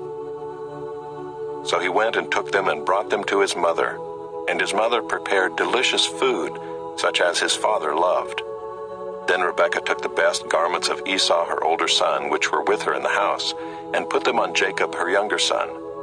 And the skins of the young goats she put on his hands and on the smooth part of his neck. And she put the delicious food and the bread which she had prepared into the hand of her son Jacob. So he went in to his father and said, "My father." And he said, "Here I am.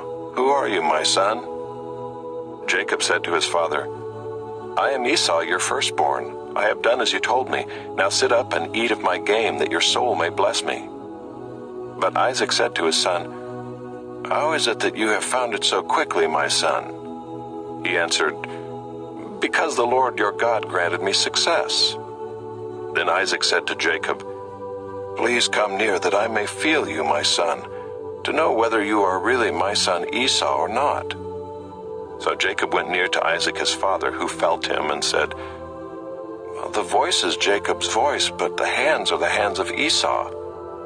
And he did not recognize him, because his hands were hairy like his brother Esau's hands. So he blessed him. He said, Are you really my son Esau? He answered, I am. Then he said, Bring it near to me, that I may eat of my son's game and bless you. So he brought it near to him, and he ate. And he brought him wine, and he drank. Then his father Isaac said to him, Come near and kiss me, my son. So he came near and kissed him. And Isaac smelled the smell of his garments, and blessed him, and said, See, the smell of my son is as the smell of a field that the Lord has blessed. May God give you of the dew of heaven, and of the fatness of the earth, and plenty of grain and wine. Let peoples serve you, and nations bow down to you. Be Lord over your brothers, and may your mother's sons bow down to you. Cursed be everyone who curses you, and blessed be everyone who blesses you.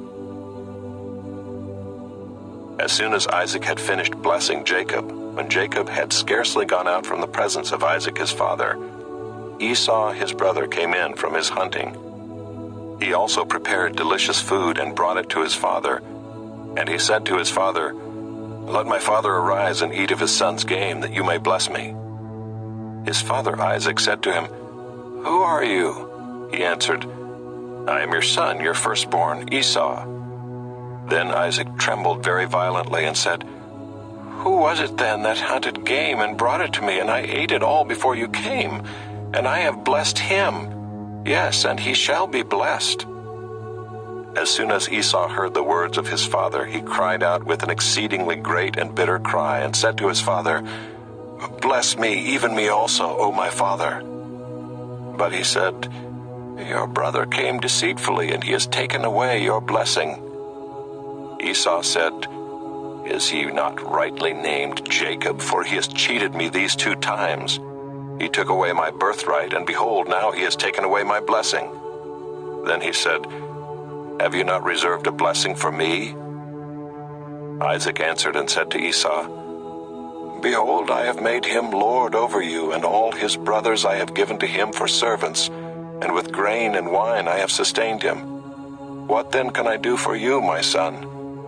Esau said to his father, Have you but one blessing, my father? Bless me, even me also, O my father. And Esau lifted up his voice and wept. Then Isaac his father answered and said to him, Behold, away from the fatness of the earth shall your dwelling be, and away from the dew of heaven on high. By your sword you shall live, and you shall serve your brother. But when you grow restless, you shall break his yoke from your neck. Now Esau hated Jacob because of the blessing with which his father had blessed him, and Esau said to himself, The days of mourning for my father are approaching, then I will kill my brother Jacob. But the words of Esau her older son were told to Rebekah. So she sent and called Jacob her younger son, and said to him, Behold, your brother Esau comforts himself about you by planning to kill you. Now therefore, my son, obey my voice. Arise, flee to Laban my brother in Haran, and stay with him a while, until your brother's fury turns away, until your brother's anger turns away from you, and he forgets what you have done to him. Then I will send and bring you from there. Why should I be bereft of you both in one day? Then Rebekah said to Isaac, I loathe my life because of the Hittite women. If Jacob marries one of the Hittite women like these, one of the women of the land, what good will my life be to me?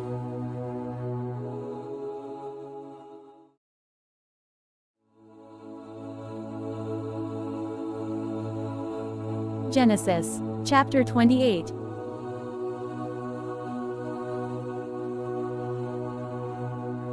Then Isaac called Jacob and blessed him and directed him, "You must not take a wife from the Canaanite women. Arise, go to Paddan-aram to the house of Bethuel, your mother's father, and take as your wife from there one of the daughters of Laban, your mother's brother. God Almighty bless you and make you fruitful and multiply you, that you may become a company of peoples. May he give the blessing of Abraham to you and to your offspring with you, that you may take possession of the land of your sojournings that God gave to Abraham."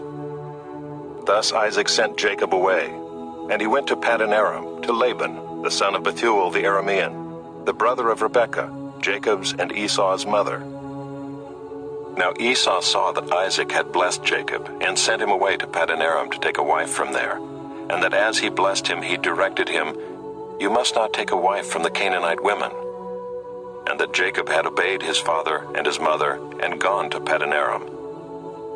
So when Esau saw that the Canaanite women did not please Isaac his father, Esau went to Ishmael and took as his wife, besides the wives he had, Mahalath the daughter of Ishmael, Abraham's son, the sister of Nebaioth.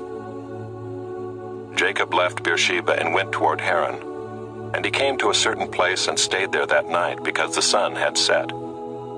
Taking one of the stones of the place, he put it under his head and lay down in that place to sleep.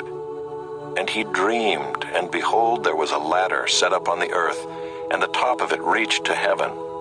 And behold, the angels of God were ascending and descending on it. And behold, the Lord stood above it and said, "I am the Lord, the God of Abraham your father, and the God of Isaac. The land on which you lie I will give to you and to your offspring. Your offspring shall be like the dust of the earth, and you shall spread abroad to the west and to the east, and to the north and to the south. And in you and your offspring shall all the families of the earth be blessed. Behold, I am with you, and will keep you wherever you go, and will bring you back to this land. For I will not leave you until I have done what I have promised you." Then Jacob awoke from his sleep and said, "Surely the Lord is in this place, and I did not know it." And he was afraid and said, "How awesome is this place! This is none other than the house of God, and this is the gate of heaven." So early in the morning Jacob took the stone that he had put under his head, and set it up for a pillar, and poured oil on the top of it. He called the name of that place Bethel, but the name of the city was Luz at the first. Then Jacob made a vow, saying, "If God will be with me and will keep me in this way that I go, and will give me bread to eat and clothing to wear, so that I come again to my father's house in peace, then the Lord shall be my God, and this stone which I have set up for a pillar shall be God's house. And of all that you give me I will give a full tenth to you."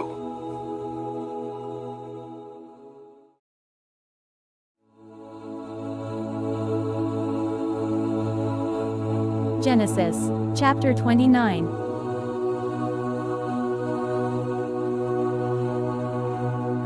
Then Jacob went on his journey, and came to the land of the people of the east. As he looked, he saw a well in the field, and behold, 3 flocks of sheep lying beside it, for out of that well the flocks were watered. The stone on the well's mouth was large, and when all the flocks were gathered there, the shepherds would roll the stone from the mouth of the well, and water the sheep, and put the stone back in its place over the mouth of the well. Jacob said to them, "My brothers, where do you come from?" They said, "We are from Haran." He said to them, "Do you know Laban the son of Nahor?" They said, "We know him." He said to them, "Is it well with him?" They said, "It is well, and see, Rachel his daughter is coming with the sheep." He said, "Behold, it is still high day. It is not time for the livestock to be gathered together. Water the sheep and go, pasture them." But they said, "We cannot until all the flocks are gathered together and the stone is rolled from the mouth of the well. Then we watered the sheep." While he was still speaking with them, Rachel came with her father's sheep, for she was a shepherdess. Now as soon as Jacob saw Rachel, the daughter of Laban his mother's brother, and the sheep of Laban his mother's brother, Jacob came near and rolled the stone from the well's mouth, and watered the flock of Laban his mother's brother. Then Jacob kissed Rachel and wept aloud. And Jacob told Rachel that he was her father's kinsman, and that he was Rebekah's son, and she ran and told her father. As soon as Laban heard the news about Jacob, his sister's son, he ran to meet him and embraced him and kissed him and brought him to his house. Jacob told Laban all these things, and Laban said to him, "Surely you are my bone and my flesh." And he stayed with him a month. Then Laban said to Jacob, "Because you are my kinsman, should you therefore serve me for nothing? Tell me, what shall your wages be?" Now Laban had 2 daughters. The name of the older was Leah, and the name of the younger was Rachel. Leah's eyes were weak, but Rachel was beautiful in form and appearance. Jacob loved Rachel, and he said, "I will serve you 7 years for your younger daughter Rachel." Laban said, "It is better that I give her to you than that I should give her to any other man. Stay with me." So Jacob served 7 years for Rachel, and they seemed to him but a few days because of the love he had for her.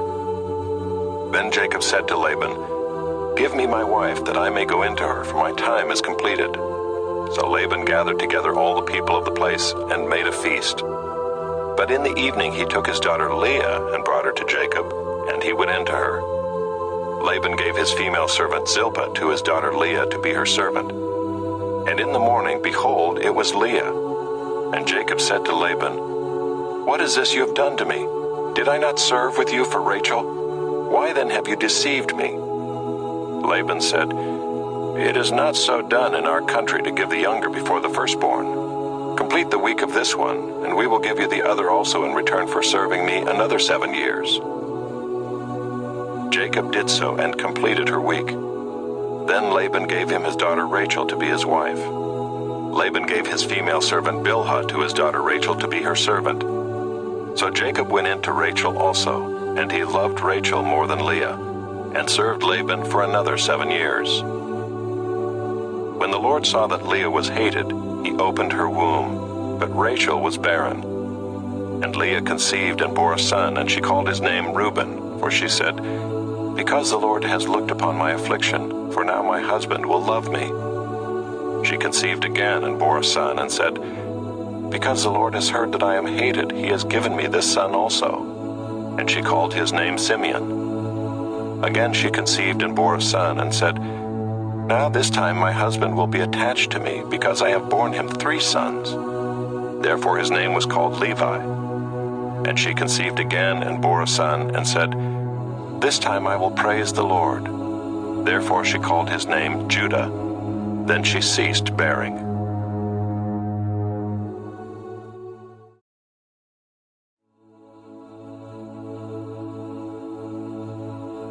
Genesis, chapter 30.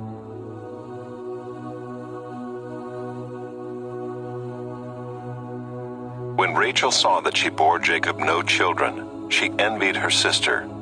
She said to Jacob, "Give me children, or I shall die."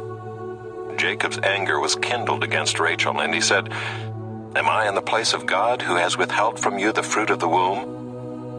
Then she said, "Here is my servant Bilhah.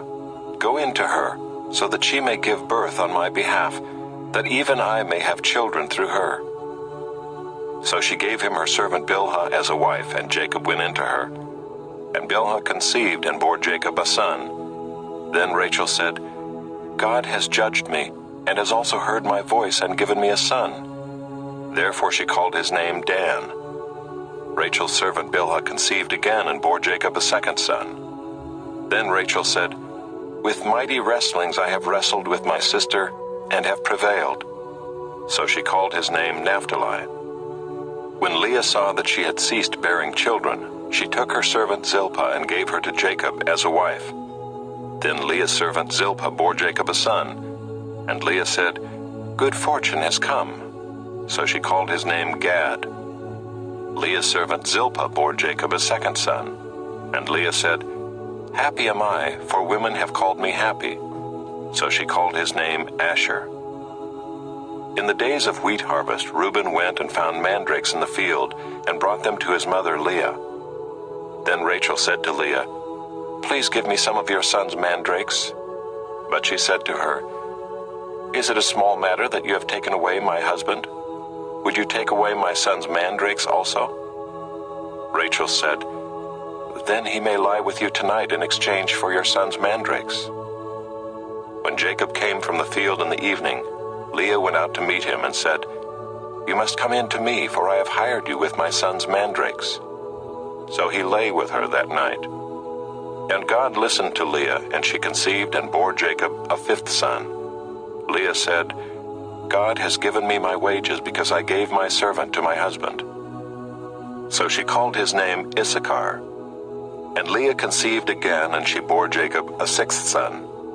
Then Leah said, "God has endowed me with a good endowment. Now my husband will honor me because I have borne him 6 sons." So she called his name Zebulun. Afterward she bore a daughter and called her name Dinah. Then God remembered Rachel, and God listened to her and opened her womb.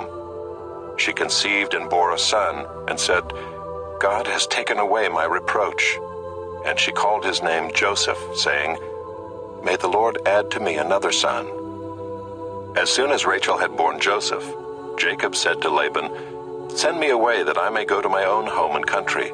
Give me my wives and my children for whom I have served you, that I may go, for you know the service that I have given you." But Laban said to him, "If I have found favor in your sight, I have learned by divination that the Lord has blessed me because of you. Name your wages, and I will give it." Jacob said to him, "You yourself know how I have served you, and how your livestock has fared with me.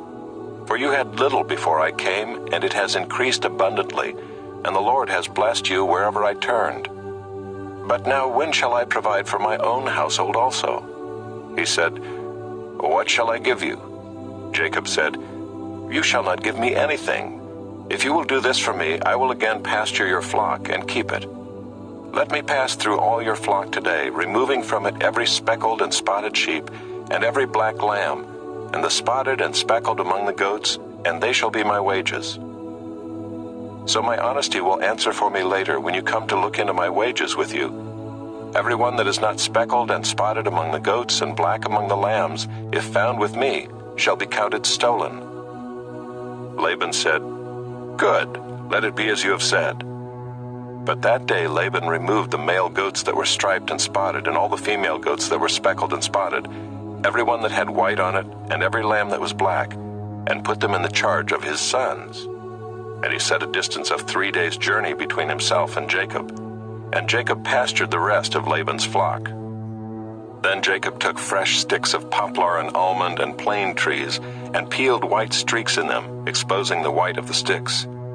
He set the sticks that he had peeled in front of the flocks in the troughs, that is, the watering places, where the flocks came to drink. And since they bred when they came to drink, the flocks bred in front of the sticks, and so the flocks brought forth striped, speckled, and spotted. And Jacob separated the lambs and set the faces of the flocks toward the striped and all the black in the flock of Laban. He put his own droves apart and did not put them with Laban's flock. Whenever the stronger of the flock were breeding, Jacob would lay the sticks in the troughs before the eyes of the flock, that they might breed among the sticks. But for the feebler of the flock, he would not lay them there. So the feebler would be Laban's, and the stronger Jacob's. Thus the man increased greatly and had large flocks, female servants and male servants, and camels and donkeys.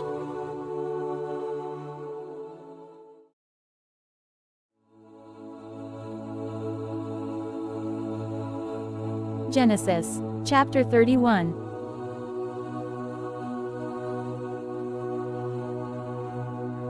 Now Jacob heard that the sons of Laban were saying, "Jacob has taken all that was our father's, and from what was our father's he has gained all this wealth." And Jacob saw that Laban did not regard him with favor as before. Then the Lord said to Jacob, "Return to the land of your fathers and to your kindred, and I will be with you." So Jacob sent and called Rachel and Leah into the field where his flock was, and said to them, "I see that your father does not regard me with favor as he did before, but the God of my father has been with me. You know that I have served your father with all my strength, yet your father has cheated me and changed my wages 10 times. But God did not permit him to harm me. If he said, 'The spotted shall be your wages,' then all the flock bore spotted. And if he said, 'The striped shall be your wages,' then all the flock bore striped. Thus God has taken away the livestock of your father and given them to me. In the breeding season of the flock, I lifted up my eyes and saw in a dream that the goats that mated with the flock were striped, spotted, and mottled. Then the angel of God said to me in the dream, "Jacob," and I said, "Here I am." And he said, "Lift up your eyes and see, all the goats that mate with the flock are striped, spotted, and mottled. For I have seen all that Laban is doing to you. I am the God of Bethel, where you anointed a pillar and made a vow to me. Now arise, go out from this land, and return to the land of your kindred." Then Rachel and Leah answered and said to him, "Is there any portion or inheritance left to us in our father's house? Are we not regarded by him as foreigners? For he has sold us, and he has indeed devoured our money. All the wealth that God has taken away from our father belongs to us and to our children. Now then, whatever God has said to you, do." So Jacob arose and set his sons and his wives on camels. He drove away all his livestock, all his property that he had gained, the livestock in his possession that he had acquired in Paddan Aram, to go to the land of Canaan to his father Isaac. Laban had gone to shear his sheep, and Rachel stole her father's household gods. And Jacob tricked Laban the Aramean by not telling him that he intended to flee. He fled with all that he had and arose and crossed the Euphrates and set his face toward the hill country of Gilead. When it was told Laban on the third day that Jacob had fled, he took his kinsman with him and pursued him for 7 days and followed close after him into the hill country of Gilead. But God came to Laban the Aramean in a dream by night and said to him, "Be careful not to say anything to Jacob, either good or bad." And Laban overtook Jacob. Now Jacob had pitched his tent in the hill country, and Laban with his kinsmen pitched tents in the hill country of Gilead. And Laban said to Jacob, "What have you done that you have tricked me and driven away my daughters like captives of the sword? Why did you flee secretly and trick me and did not tell me, so that I might have sent you away with mirth and songs, with tambourine and lyre? And why did you not permit me to kiss my sons and my daughters farewell? Now you have done foolishly. It is in my power to do you harm. But the God of your father spoke to me last night, saying, 'Be careful not to say anything to Jacob, either good or bad.' And now you have gone away because you longed greatly for your father's house. But why did you steal my gods?" Jacob answered and said to Laban, "Because I was afraid, for I thought that you would take your daughters from me by force. Anyone with whom you find your gods shall not live. In the presence of our kinsmen, point out what I have that is yours and take it." Now Jacob did not know that Rachel had stolen them. So Laban went into Jacob's tent and into Leah's tent and into the tent of the 2 female servants, but he did not find them. And he went out of Leah's tent and entered Rachel's. Now Rachel had taken the household gods and put them in the camel's saddle and sat on them. Laban felt all about the tent, but did not find them. And she said to her father, "Let not my lord be angry that I cannot rise before you, for the way of women is upon me." So he searched, but did not find the household gods. Then Jacob became angry and berated Laban. Jacob said to Laban, "What is my offense? What is my sin that you have hotly pursued me? For you have felt through all my goods. What have you found of all your household goods? Set it here before my kinsmen and your kinsmen, that they may decide between us two. These 20 years I have been with you. Your ewes and your female goats have not miscarried, and I have not eaten the rams of your flocks. What was torn by wild beasts I did not bring to you. I bore the loss of it myself.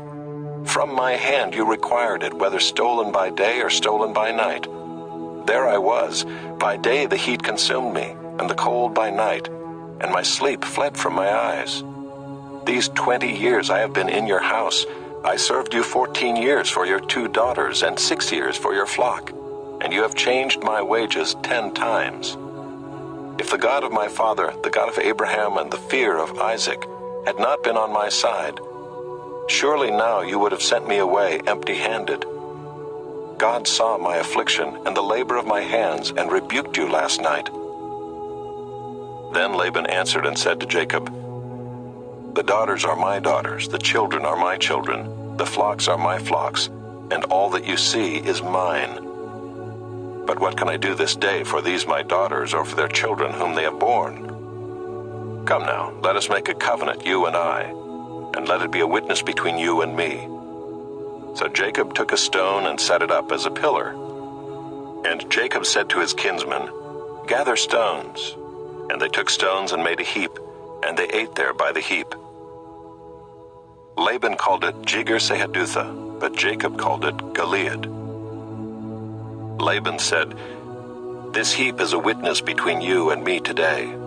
Therefore he named it Gilead and Mizpah, for he said, "The Lord watch between you and me when we are out of one another's sight. If you oppress my daughters, or if you take wives besides my daughters, although no one is with us, see, God is witness between you and me." Then Laban said to Jacob, "See this heap and the pillar which I have set between you and me. This heap is a witness, and the pillar is a witness, that I will not pass over this heap to you, and you will not pass over this heap and this pillar to me to do harm. The God of Abraham and the God of Nahor, the God of their father, judge between us." So Jacob swore by the fear of his father Isaac, and Jacob offered a sacrifice in the hill country and called his kinsmen to eat bread. They ate bread and spent the night in the hill country. Early in the morning, Laban arose and kissed his grandchildren and his daughters and blessed them. Then Laban departed and returned home.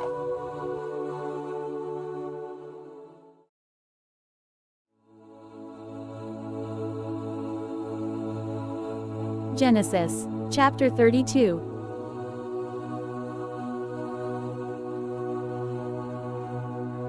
Jacob went on his way, and the angels of God met him. And when Jacob saw them, he said, "This is God's camp."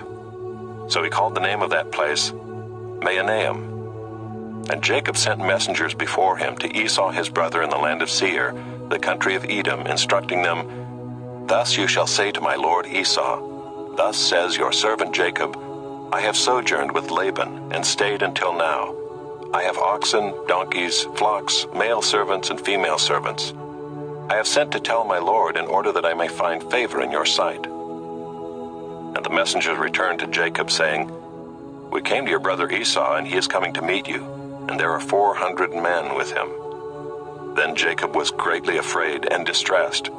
He divided the people who were with him and the flocks and herds and camels into 2 camps, thinking, "If Esau comes to the one camp and attacks it, then the camp that is left will escape." And Jacob said, "O God of my father Abraham and God of my father Isaac, O Lord, who said to me, Return to your country and to your kindred, that I may do you good. I am not worthy of the least of all the deeds of steadfast love and all the faithfulness that you have shown to your servant. For with only my staff I crossed this Jordan, and now I have become 2 camps. Please deliver me from the hand of my brother, from the hand of Esau, for I fear him, that he may come and attack me, the mothers with the children. But you said, I will surely do you good, and make your offspring as the sand of the sea, which cannot be numbered for multitude." So he stayed there that night, and from what he had with him he took a present for his brother Esau, 200 female goats and 20 male goats, 200 ewes and 20 rams, 30 milking camels and their calves, 40 cows and 10 bulls, 20 female donkeys and 10 male donkeys. These he handed over to his servants, every drove by itself, and said to his servants, "Pass on ahead of me and put a space between drove and drove." He instructed the first, "When Esau my brother meets you and asks you, 'To whom do you belong? Where are you going? And whose are these ahead of you?' Then you shall say, 'They belong to your servant Jacob. They are a present sent to my lord Esau. And moreover, he is behind us.'" He likewise instructed the second and the third and all who followed the droves, "You shall say the same thing to Esau when you find him. And you shall say, 'Moreover, your servant Jacob is behind us.' For he thought, 'I may appease him with the present that goes ahead of me, and afterward I shall see his face. Perhaps he will accept me.' So the present passed on ahead of him, and he himself stayed that night in the camp. The same night he arose and took his 2 wives, his 2 female servants, and his 11 children, and crossed the ford of the Jabbok. He took them and sent them across the stream, and everything else that he had, and Jacob was left alone. And a man wrestled with him until the breaking of the day. When the man saw that he did not prevail against Jacob, he touched his hip socket, and Jacob's hip was put out of joint as he wrestled with him. Then he said, "Let me go, for the day has broken." But Jacob said, "I will not let you go unless you bless me." And he said to him, "What is your name?" And he said, "Jacob." Then he said, "Your name shall no longer be called Jacob, but Israel, for you have striven with God and with men, and have prevailed." Then Jacob asked him, "Please tell me your name." But he said, "Why is it that you ask my name?" And there he blessed him. So Jacob called the name of the place Peniel, saying, "For I have seen God face to face, and yet my life has been delivered." The sun rose upon him as he passed Penuel, limping because of his hip. Therefore to this day the people of Israel do not eat the sinew of the thigh that is on the hip socket, because he touched the socket of Jacob's hip on the sinew of the thigh.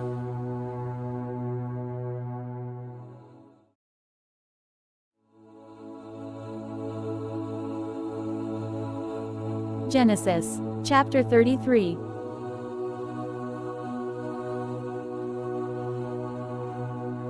And Jacob lifted up his eyes and looked, and behold, Esau was coming, and 400 men with him. So he divided the children among Leah and Rachel and the 2 female servants. And he put the servants with their children in front, then Leah with her children, and Rachel and Joseph last of all. He himself went on before them, bowing himself to the ground 7 times until he came near to his brother. But Esau ran to meet him and embraced him and fell upon his neck and kissed him, and they wept. And when Esau lifted up his eyes and saw the women and children, he said, "Who are these with you?" Jacob said, "The children whom God has graciously given your servant." Then the servants drew near, they and their children, and bowed down. Leah likewise and her children drew near and bowed down. And last Joseph and Rachel drew near, and they bowed down. Esau said, "What do you mean by all this company that I met?" Jacob answered, "To find favor in the sight of my Lord." But Esau said, "I have enough, my brother. Keep what you have for yourself." Jacob said, "No, please, if I have found favor in your sight, then accept my present from my hand. For I have seen your face, which is like seeing the face of God, and you have accepted me. Please accept my blessing that is brought to you, because God has dealt graciously with me, and because I have enough." Thus he urged him, and he took it. Then Esau said, "Let us journey on our way, and I will go ahead of you." But Jacob said to him, "My Lord knows that the children are frail, and that the nursing flocks and herds are a care to me. If they are driven hard for one day, all the flocks will die. Let my Lord pass on ahead of his servant, and I will lead on slowly at the pace of the livestock that are ahead of me, and at the pace of the children, until I come to my Lord in Seir." So Esau said, "Let me leave with you some of the people who are with me." But he said, "What need is there? Let me find favor in the sight of my Lord." So Esau returned that day on his way to Seir. But Jacob journeyed to Succoth, and built himself a house and made booths for his livestock. Therefore the name of the place is called Succoth. And Jacob came safely to the land of Shechem, which is in the land of Canaan, on his way to Paddan Aram, and he camped before the city. And from the sons of Hamor, Shechem's father, he bought for 100 pieces of money the piece of land on which he had pitched his tent. There he erected an altar and called it El Elohe Israel.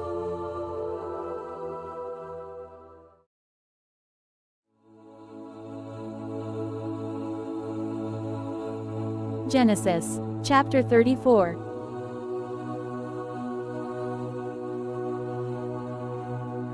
Now Dinah, the daughter of Leah, whom she had borne to Jacob, went out to see the women of the land. And when Shechem the son of Hamor the Hivite, the prince of the land, saw her, he seized her and lay with her and humiliated her.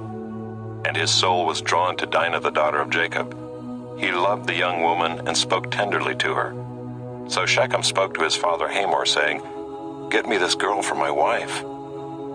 Now Jacob heard that he had defiled his daughter Dinah, but his sons were with his livestock in the field, so Jacob held his peace until they came.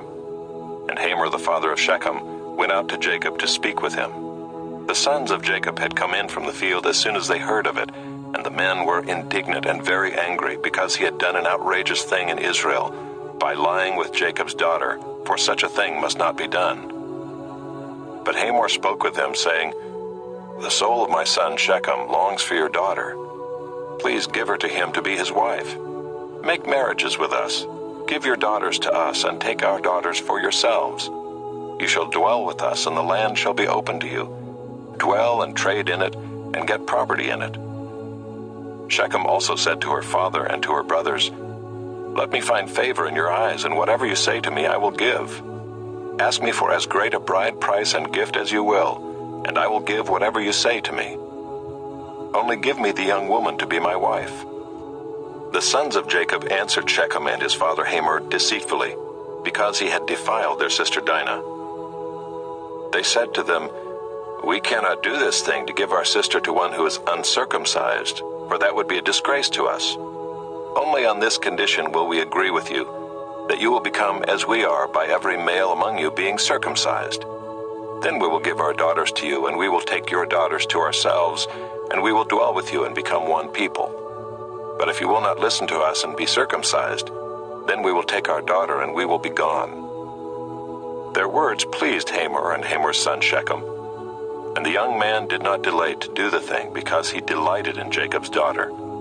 Now he was the most honored of all his father's house. So Hamor and his son Shechem came to the gate of their city and spoke to the men of their city, saying, "These men are at peace with us. Let them dwell in the land and trade in it, for behold, the land is large enough for them. Let us take their daughters as wives, and let us give them our daughters. Only on this condition will the men agree to dwell with us to become one people, when every male among us is circumcised as they are circumcised. Will not their livestock, their property, and all their beasts be ours? Only let us agree with them, and they will dwell with us." And all who went out of the gate of his city listened to Hamor and his son Shechem, and every male was circumcised, all who went out of the gate of his city. On the third day, when they were sore, two of the sons of Jacob, Simeon and Levi, Dinah's brothers, took their swords and came against the city while it felt secure, and killed all the males. They killed Hamor and his son Shechem with the sword, and took Dinah out of Shechem's house and went away. The sons of Jacob came upon the slain and plundered the city, because they had defiled their sister. They took their flocks and their herds, their donkeys, and whatever was in the city and in the field, all their wealth, all their little ones and their wives, all that was in the houses they captured and plundered. Then Jacob said to Simeon and Levi, "You have brought trouble on me by making me stink to the inhabitants of the land, the Canaanites and the Perizzites. My numbers are few, and if they gather themselves against me and attack me, I shall be destroyed, both I and my household." But they said, "Should he treat our sister like a prostitute?"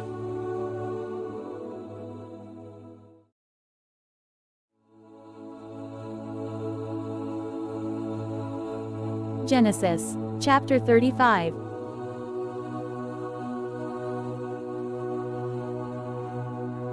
God said to Jacob, "Arise, go up to Bethel and dwell there. Make an altar there to the God who appeared to you when you fled from your brother Esau." So Jacob said to his household and to all who were with him, "Put away the foreign gods that are among you, and purify yourselves, and change your garments. Then let us arise and go up to Bethel, so that I may make there an altar to the God who answers me in the day of my distress, and has been with me wherever I have gone." So they gave to Jacob all the foreign gods that they had, and the rings that were in their ears. Jacob hid them under the terebinth tree that was near Shechem. And as they journeyed, a terror from God fell upon the cities that were around them, so that they did not pursue the sons of Jacob. And Jacob came to Luz, that is Bethel, which is in the land of Canaan, he and all the people who were with him, and there he built an altar and called the place El-Bethel, because there God had revealed himself to him when he fled from his brother. And Deborah, Rebekah's nurse, died, and she was buried under an oak below Bethel. So he called its name Allon-Bacuth. God appeared to Jacob again when he came to Paddan-aram, and blessed him. And God said to him, "Your name is Jacob.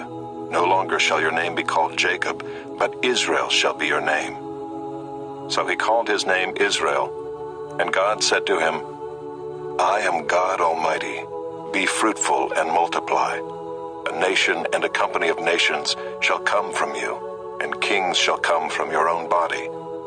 The land that I gave to Abraham and Isaac I will give to you, and I will give the land to your offspring after you. Then God went up from him in the place where he had spoken with him, and Jacob set up a pillar in the place where he had spoken with him, a pillar of stone. He poured out a drink offering on it and poured oil on it. So Jacob called the name of the place where God had spoken with him Bethel. Then they journeyed from Bethel. When they were still some distance from Ephrath, Rachel went into labor, and she had hard labor.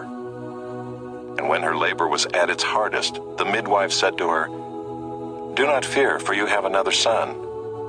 And as her soul was departing, for she was dying, she called his name Benoni, but his father called him Benjamin. So Rachel died, and she was buried on the way to Ephrath, that is Bethlehem. And Jacob set up a pillar over her tomb. It is the pillar of Rachel's tomb, which is there to this day. Israel journeyed on and pitched his tent beyond the Tower of Eder. While Israel lived in that land, Reuben went and lay with Bilhah, his father's concubine, and Israel heard of it. Now the sons of Jacob were 12. The sons of Leah, Reuben, Jacob's firstborn, Simeon, Levi, Judah, Issachar, and Zebulun. The sons of Rachel, Joseph and Benjamin. The sons of Bilhah, Rachel's servant, Dan and Naphtali. The sons of Zilpah, Leah's servant, Gad and Asher. These were the sons of Jacob who were born to him in Paddan Aram. And Jacob came to his father Isaac at Mamre, or Kiriath Arba, that is Hebron, where Abraham and Isaac had sojourned. Now the days of Isaac were 180 years, and Isaac breathed his last, and he died and was gathered to his people, old and full of days. And his sons Esau and Jacob buried him.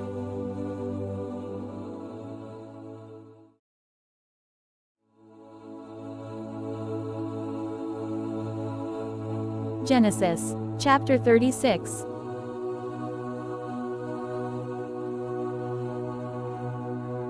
These are the generations of Esau, that is Edom. Esau took his wives from the Canaanites: Ida the daughter of Elon the Hittite, Aholibamah the daughter of Anah the daughter of Zibeon the Hivite, and Basemath, Ishmael's daughter, the sister of Nebaioth. And Ida bore to Esau Eliphaz. Basemath bore Reuel, and Aholibamah bore Jeush, Jalam, and Korah. These are the sons of Esau who were born to him in the land of Canaan. Then Esau took his wives, his sons, his daughters, and all the members of his household, his livestock, all his beasts, and all his property that he had acquired in the land of Canaan. He went into a land away from his brother Jacob, for their possessions were too great for them to dwell together. The land of their sojournings could not support them because of their livestock. So Esau settled in the hill country of Seir. Esau is Edom. These are the generations of Esau, the father of the Edomites, in the hill country of Seir. These are the names of Esau's sons: Eliphaz the son of Ida, the wife of Esau; Reuel the son of Basemath, the wife of Esau. The sons of Eliphaz were Teman, Omar, Zepho, Gatam, and Kenaz. Timnah was a concubine of Eliphaz, Esau's son. She bore Amalek to Eliphaz. These are the sons of Ida, Esau's wife. These are the sons of Reuel, Nahath, Zerah, Shammah, and Mizah. These are the sons of Basemath, Esau's wife. These are the sons of Aholibamah, the daughter of Anah, the daughter of Zibeon, Esau's wife. She bore to Esau Jeush, Jalam, and Korah. These are the chiefs of the sons of Esau, the sons of Eliphaz, the firstborn of Esau. The chiefs: Teman, Omar, Zepho, Kenaz, Korah, Gatam, and Amalek. These are the chiefs of Eliphaz in the land of Edom. These are the sons of Ida. These are the sons of Reuel, Esau's son. The chiefs Nahath, Zerah, Shammah, and Mizah. These are the chiefs of Reuel in the land of Edom. These are the sons of Basemath, Esau's wife. These are the sons of Aholibamah, Esau's wife. The chiefs Jeush, Jalam, and Korah. These are the chiefs born of Aholibamah, the daughter of Anah, Esau's wife. These are the sons of Esau, that is Edom, and these are their chiefs. These are the sons of Seir the Horite, the inhabitants of the land: Lotan, Shobal, Zibeon, Anah, Dishan, Ezer, and Dishan. These are the chiefs of the Horites, the sons of Seir in the land of Edom. The sons of Lotan were Hori and Hemam, and Lotan's sister was Timnah.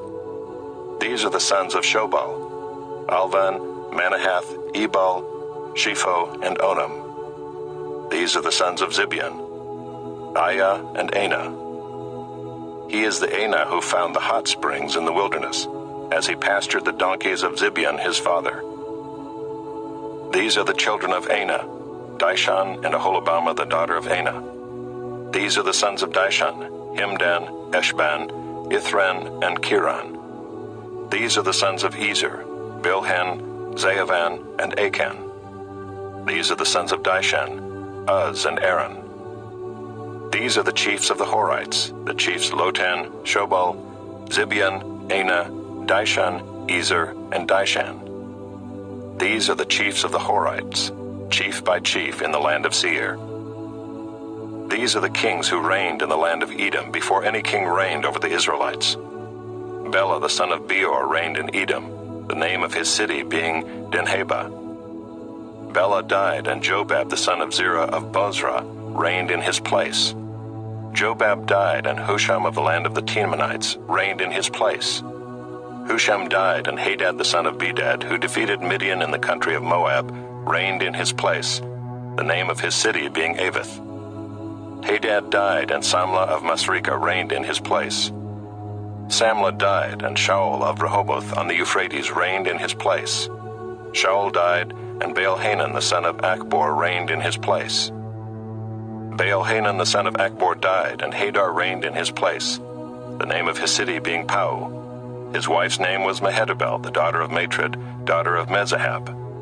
These are the names of the chiefs of Esau according to their clans and their dwelling places by their names: the chiefs Timnah, Alva, Jetheth, Aholibamah, Elah, Pinon, Kenaz, Teman, Mibzar, Magdiel, and Iram. These are the chiefs of Edom, that is Esau the father of Edom, according to their dwelling places in the land of their possession.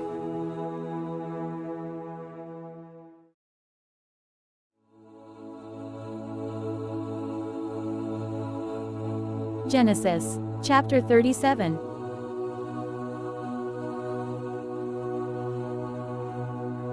Jacob lived in the land of his father's sojournings in the land of Canaan. These are the generations of Jacob. Joseph, being 17 years old, was pasturing the flock with his brothers. He was a boy with the sons of Bilhah and Zilpah, his father's wives, and Joseph brought a bad report of them to their father. Now Israel loved Joseph more than any other of his sons, because he was the son of his old age, and he made him a robe of many colors. But when his brothers saw that their father loved him more than all his brothers, they hated him and could not speak peacefully to him. Now Joseph had a dream, and when he told it to his brothers, they hated him even more. He said to them, "Hear this dream that I have dreamed. Behold, we were binding sheaves in the field, and behold, my sheaf arose and stood upright. And behold, your sheaves gathered around it and bowed down to my sheaf." His brothers said to him, "Are you indeed to reign over us? Or are you indeed to rule over us?" So they hated him even more for his dreams and for his words. Then he dreamed another dream and told it to his brothers and said, "Behold, I have dreamed another dream. Behold, the sun, the moon, and 11 stars were bowing down to me."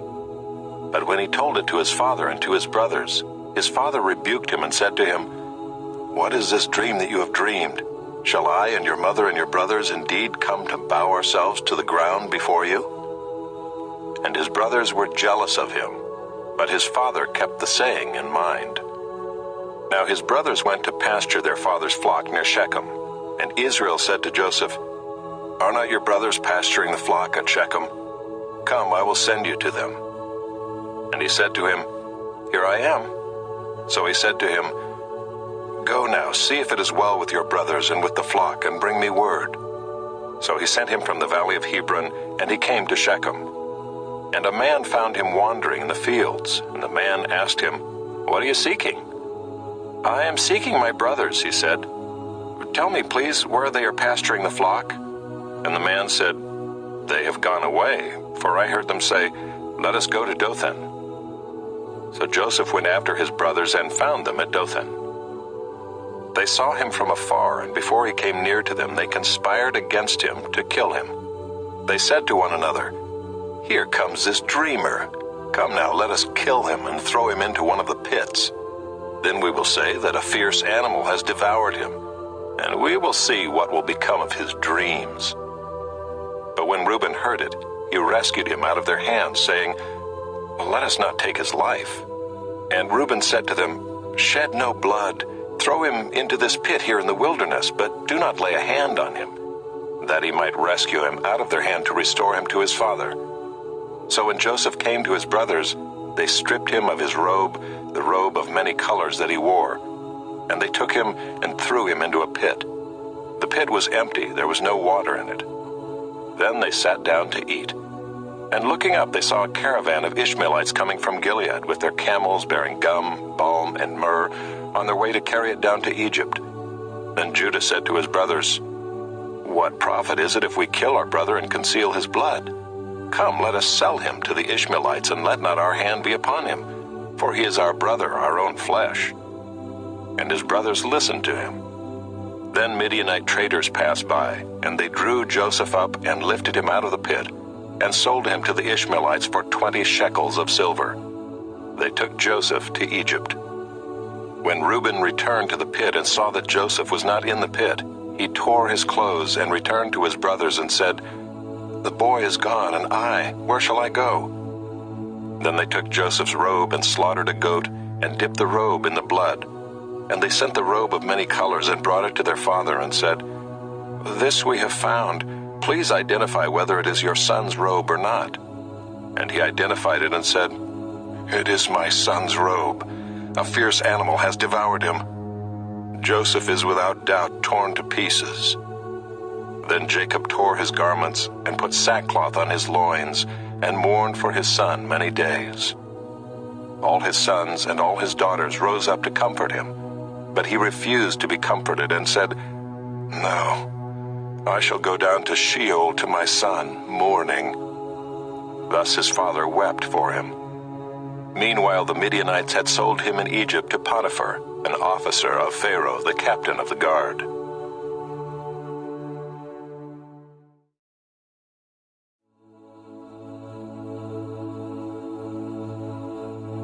Genesis, chapter 38.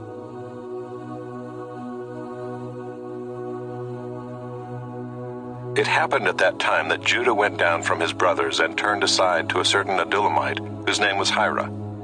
There Judah saw the daughter of a certain Canaanite whose name was Shua. He took her and went into her, and she conceived and bore a son, and he called his name She conceived again and bore a son, and she called his name Onan. Yet again she bore a son, and she called his name Shelah. Judah was in Kezib when she bore him. And Judah took a wife for his firstborn, and her name was Tamar. But Judah's firstborn, was wicked in the sight of the Lord, and the Lord put him to death. Then Judah said to Onan, "Go into your brother's wife and perform the duty of a brother-in-law to her, and raise up offspring for your brother." But Onan knew that the offspring would not be his. So whenever he went into his brother's wife, he would waste the semen on the ground, so as not to give offspring to his brother. And what he did was wicked in the sight of the Lord, and he put him to death also. Then Judah said to Tamar his daughter-in-law, "Remain a widow in your father's house, till Shelah my son grows up," for he feared that he would die like his brothers. So Tamar went and remained in her father's house. In the course of time, the wife of Judah, Shua's daughter, died. When Judah was comforted, he went up to Timnah to his sheep shearers, he and his friend Hira the Adullamite. And when Tamar was told, "Your father-in-law is going up to Timnah to shear his sheep," she took off her widow's garments and covered herself with a veil, wrapping herself up, and sat at the entrance to Enaim, which is on the road to Timnah. for she saw that Shelah was grown up, and she had not been given to him in marriage. When Judah saw her, he thought she was a prostitute, for she had covered her face. He turned to her at the roadside and said, "Come, let me come in to you," for he did not know that she was his daughter-in-law. She said, "What will you give me that you may come in to me?" He answered, "I will send you a young goat from the flock." And she said, "If you give me a pledge until you send it." He said, "What pledge shall I give you?" She replied, "Your signet and your cord and your staff that is in your hand." So he gave them to her and went into her, and she conceived by him. Then she arose and went away, and taking off her veil, she put on the garments of her widowhood. When Judah sent the young goat by his friend the Adullamite to take back the pledge from the woman's hand, he did not find her. And he asked the men of the place, "Where is the cult prostitute who was at Enaim at the roadside?" And they said, "No cult prostitute has been here." So he returned to Judah and said, "I have not found her." Also the men of the place said, "No cult prostitute has been here." And Judah replied, "Well, let her keep the things as her own, or we shall be laughed at. You see, I sent this young goat, and you did not find her." About 3 months later, Judah was told, "Tamar, your daughter-in-law, has been immoral. Moreover, she is pregnant by immorality." And Judah said, "Bring her out and let her be burned." As she was being brought out, she sent word to her father-in-law, "By the man to whom these belong, I am pregnant." And she said, "Please identify whose these are, the signet and the cord and the staff." Then Judah identified them and said, "She is more righteous than I, since I did not give her to my son Shelah." And he did not know her again. When the time of her labor came, there were twins in her womb. And when she was in labor, one put out a hand, and the midwife took and tied a scarlet thread on his hand, saying, "This one came out first." But as he drew back his hand, behold, his brother came out. And she said, "What a breach you have made for yourself." Therefore his name was called Perez. Afterward his brother came out with the scarlet thread on his hand, and his name was called Zerah.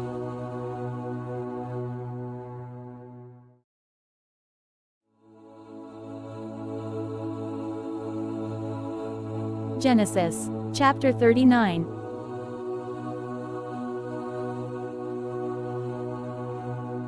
Now Joseph had been brought down to Egypt, and Potiphar, an officer of Pharaoh, the captain of the guard, an Egyptian, had bought him from the Ishmaelites who had brought him down there. The Lord was with Joseph, and he became a successful man, and he was in the house of his Egyptian master. His master saw that the Lord was with him, and that the Lord caused all that he did to succeed in his hands. So Joseph found favor in his sight and attended him, and he made him overseer of his house, and put him in charge of all that he had. From the time that he made him overseer in his house and over all that he had, the Lord blessed the Egyptian's house for Joseph's sake. The blessing of the Lord was on all that he had, in house and field. So he left all that he had in Joseph's charge, and because of him he had no concern about anything but the food he ate. Now Joseph was handsome in form and appearance. And after a time his master's wife cast her eyes on Joseph and said, "Lie with me." But he refused and said to his master's wife, "Behold, because of me my master has no concern about anything in the house, and he has put everything that he has in my charge. He is not greater in this house than I am, nor has he kept back anything from me except you, because you are his wife. How then can I do this great wickedness and sin against God?" And as she spoke to Joseph day after day, he would not listen to her, to lie beside her, or to be with her. But one day, when he went into the house to do his work, and none of the men of the house was there in the house, she caught him by his garment, saying, "Lie with me." But he left his garment in her hand, and fled and got out of the house. And as soon as she saw that he had left his garment in her hand, and had fled out of the house, she called to the men of her household, and said to them, "See, he has brought among us a Hebrew to laugh at us. He came in to lie with me, and I cried out with a loud voice. And as soon as he heard that I lifted up my voice and cried out, he left his garment beside me and fled and got out of the house." Then she laid up his garment by her until his master came home, and she told him the same story, saying, "The Hebrew servant whom you have brought among us came in to me to laugh at me. But as soon as I lifted up my voice and cried, he left his garment beside me and fled out of the house." As soon as his master heard the words that his wife spoke to him, "This is the way your servant treated me," his anger was kindled, and Joseph's master took him and put him into the prison, the place where the king's prisoners were confined, and he was there in prison. But the Lord was with Joseph and showed him steadfast love and gave him favor in the sight of the keeper of the prison. And the keeper of the prison put Joseph in charge of all the prisoners who were in the prison. Whatever was done there, he was the one who did it. The keeper of the prison paid no attention to anything that was in Joseph's charge, because the Lord was with him. And whatever he did, the Lord made it succeed.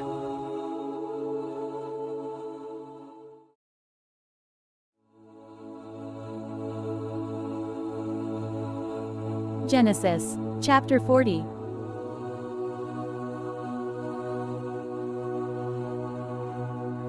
Sometime after this, the cupbearer of the king of Egypt and his baker committed an offense against their lord the king of Egypt.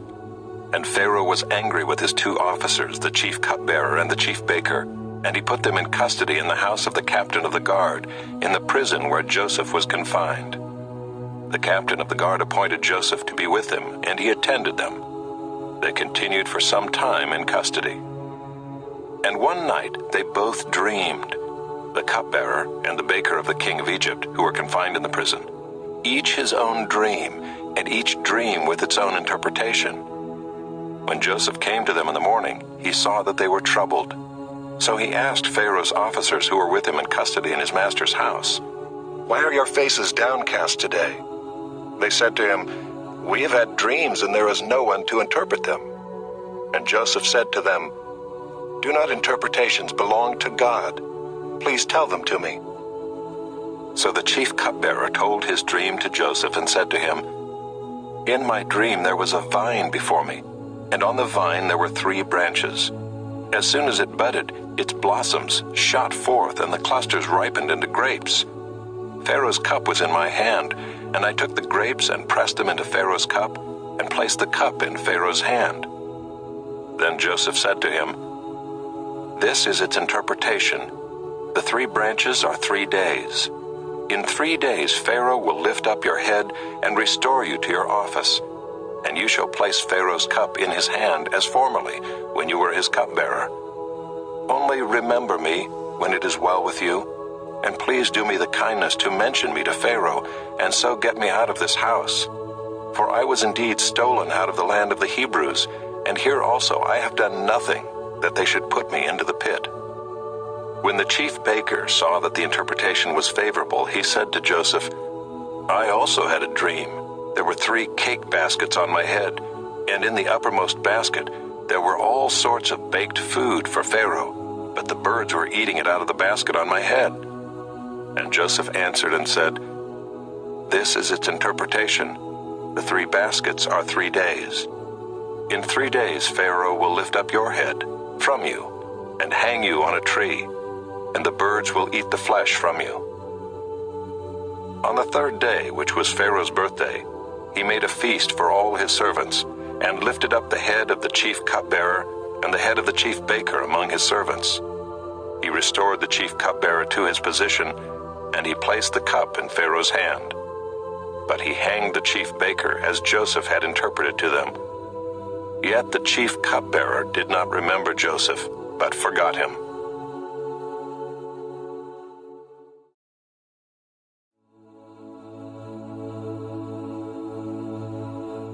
Genesis, chapter 41.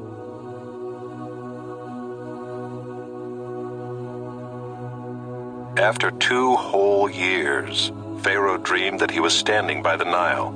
And behold, there came up out of the Nile 7 cows attractive and plump, and they fed in the reed grass. And behold, 7 other cows, ugly and thin, came up out of the Nile after them, and stood by the other cows on the bank of the Nile. And the ugly, thin cows ate up the 7 attractive, plump cows. And Pharaoh awoke. And he fell asleep and dreamed a second time. And behold, 7 ears of grain, plump and good, were growing on one stalk. And behold, after them sprouted 7 ears, thin and blighted by the east wind. And the thin ears swallowed up the 7 plump full ears. And Pharaoh awoke, and behold, it was a dream. So in the morning his spirit was troubled, and he sent and called for all the magicians of Egypt and all its wise men. Pharaoh told them his dreams, but there was none who could interpret them to Pharaoh. Then the chief cupbearer said to Pharaoh, I remember my offenses today, when Pharaoh was angry with his servants and put me and the chief baker in custody in the house of the captain of the guard. We dreamed on the same night, he and I, each having a dream with its own interpretation. A young Hebrew was there with us, a servant of the captain of the guard. When we told him, he interpreted our dreams to us, giving an interpretation to each man according to his dream.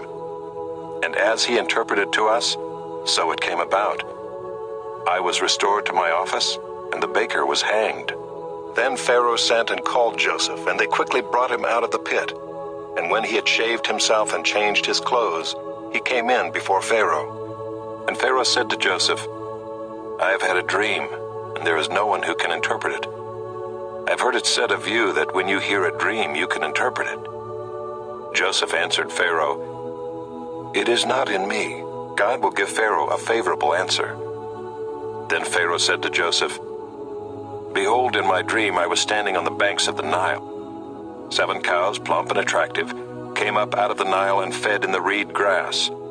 7 other cows came up after them, poor and very ugly and thin, such as I had never seen in all the land of Egypt. And the thin, ugly cows ate up the first 7 plump cows.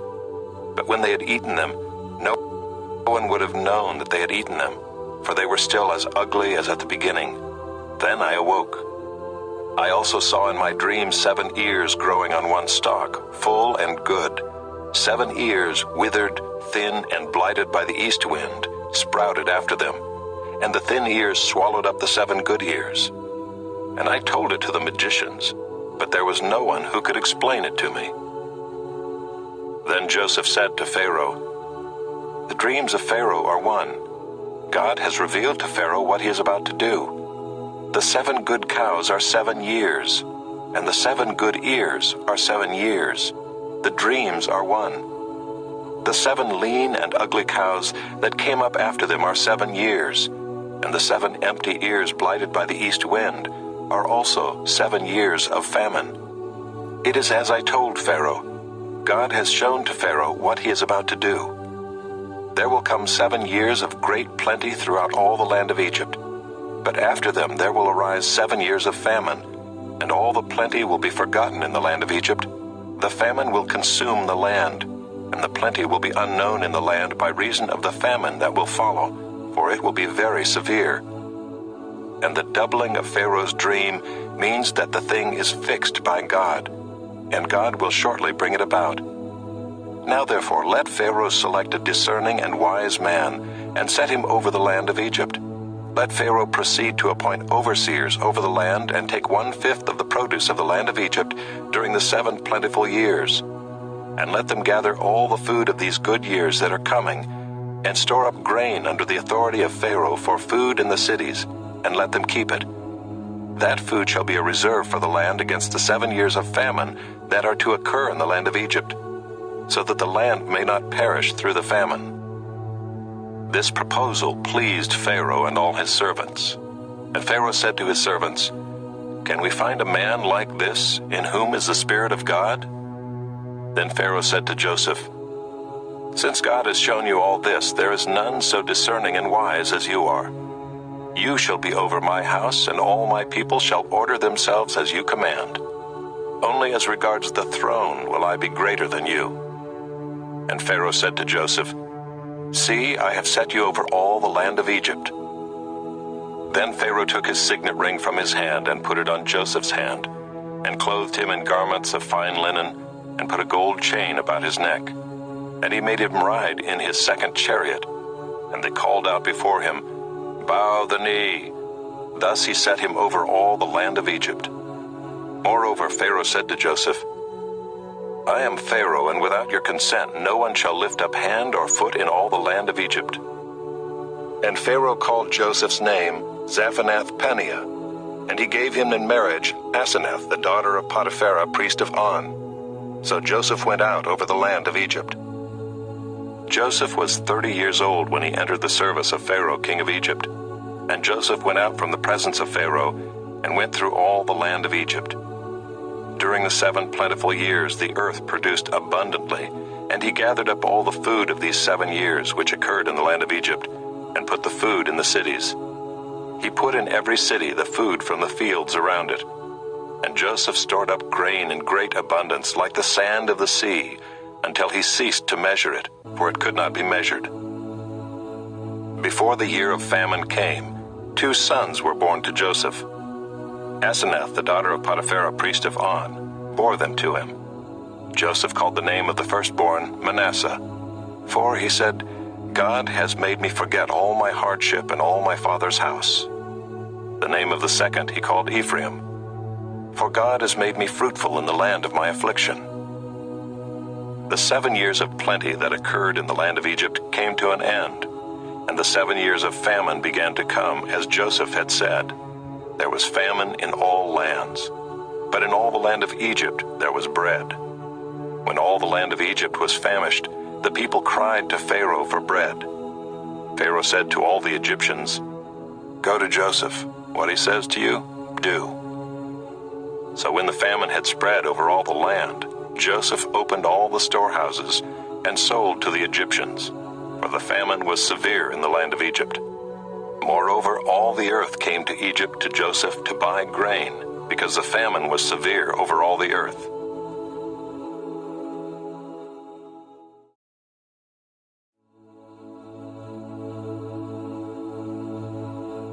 Genesis, chapter 42.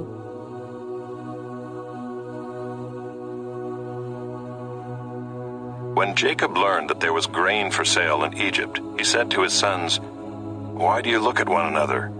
And he said, "Behold, I have heard that there is grain for sale in Egypt. Go down and buy grain for us there, that we may live and not die." So 10 of Joseph's brothers went down to buy grain in Egypt. But Jacob did not send Benjamin, Joseph's brother, with his brothers, for he feared that harm might happen to him. Thus the sons of Israel came to buy among the others who came, for the famine was in the land of Canaan. Now Joseph was governor over the land. He was the one who sold to all the people of the land. And Joseph's brothers came and bowed themselves before him with their faces to the ground. Joseph saw his brothers and recognized them, but he treated them like strangers and spoke roughly to them. "Where do you come from?" he said. They said, "From the land of Canaan to buy food." And Joseph recognized his brothers, but they did not recognize him. And Joseph remembered the dreams that he had dreamed of them. And he said to them, "You are spies. You have come to see the nakedness of the land." They said to him, "No, my lord, your servants have come to buy food. We are all sons of one man. We are honest men. Your servants have never been spies." He said to them, "No, it is the nakedness of the land that you have come to see." And they said, "We, your servants, are 12 brothers, the sons of one man in the land of Canaan, and behold, the youngest is this day with our father, and one is no more." But Joseph said to them, "It is as I said to you, you are spies. By this you shall be tested. By the life of Pharaoh you shall not go from this place unless your youngest brother comes here. Send one of you, and let him bring your brother while you remain confined, that your words may be tested, whether there is truth in you. Or else, by the life of Pharaoh, surely you are spies." And he put them all together in custody for 3 days. On the 3rd day Joseph said to them, "Do this and you will live, for I fear God.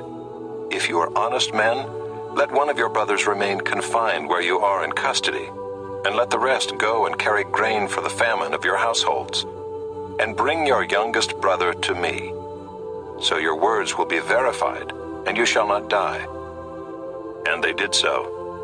Then they said to one another, In truth, we are guilty concerning our brother, in that we saw the distress of his soul when he begged us and we did not listen. That is why this distress has come upon us." And Reuben answered them, "Did I not tell you not to sin against the boy? But you did not listen. So now there comes a reckoning for his blood." They did not know that Joseph understood them, for there was an interpreter between them. Then he turned away from them and wept. And he returned to them and spoke to them. And he took Simeon from them and bound him before their eyes. And Joseph gave orders to fill their bags with grain, and to replace every man's money in his sack, and to give them provisions for the journey. This was done for them. Then they loaded their donkeys with their grain and departed. And as one of them opened his sack to give his donkey fodder at the lodging place, he saw his money in the mouth of his sack. He said to his brothers, "My money has been put back. Here it is in the mouth of my sack." At this their hearts failed them, and they turned trembling to one another, saying, "What is this that God has done to us?" When they came to Jacob their father in the land of Canaan, they told him all that had happened to them, saying, "The man, the Lord of the land, spoke roughly to us and took us to be spies of the land. But we said to him, 'We are honest men. We have never been spies. We are 12 brothers, sons of our father. One is no more, and the youngest is this day with our father in the land of Canaan.' Then the man, the Lord of the land, said to us, 'By this I shall know that you are honest men. Leave one of your brothers with me, and take grain for the famine of your households, and go your way. Bring your youngest brother to me. Then I shall know that you are not spies, but honest men, and I will deliver your brother to you, and you shall trade in the land.' As they emptied their sacks, behold, every man's bundle of money was in his sack. And when they and their father saw their bundles of money, they were afraid. And Jacob their father said to them, 'You have bereaved me of my children. Joseph is no more, and Simeon is no more, and now you would take Benjamin? All this has come against me.' Then Reuben said to his father, 'Kill my 2 sons if I do not bring him back to you. Put him in my hands, and I will bring him back to you.' But he said, 'My son shall not go down with you, for his brother is dead, and he is the only one left. If harm should happen to him on the journey that you are to make, you would bring down my gray hairs with sorrow to Sheol.'"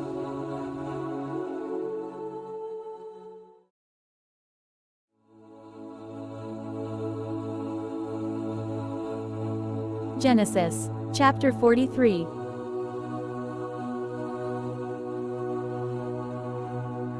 Now the famine was severe in the land. And when they had eaten the grain that they had brought from Egypt, their father said to them, "Go again, buy us a little food." But Judah said to him, "The man solemnly warned us, saying, 'You shall not see my face unless your brother is with you. If you will send our brother with us, we will go down and buy you food. But if you will not send him, we will not go down, for the man said to us, "You shall not see my face unless your brother is with you."' Israel said, 'Why did you treat me so badly as to tell the man that you had another brother?' They replied, 'The man questioned us carefully about ourselves and our kindred, saying, "Is your father still alive? Do you have another brother?" What we told him was in answer to these questions. Could we in any way know that he would say, "Bring your brother down"?' And Judah said to Israel his father, 'Send the boy with me, and we will arise and go, that we may live and not die, both we and you and also our little ones. I will be a pledge of his safety. From my hand you shall require him. If I do not bring him back to you and set him before you, then let me bear the blame forever. If we had not delayed, we would now have returned twice.' Then their father Israel said to them, 'If it must be so, then do this.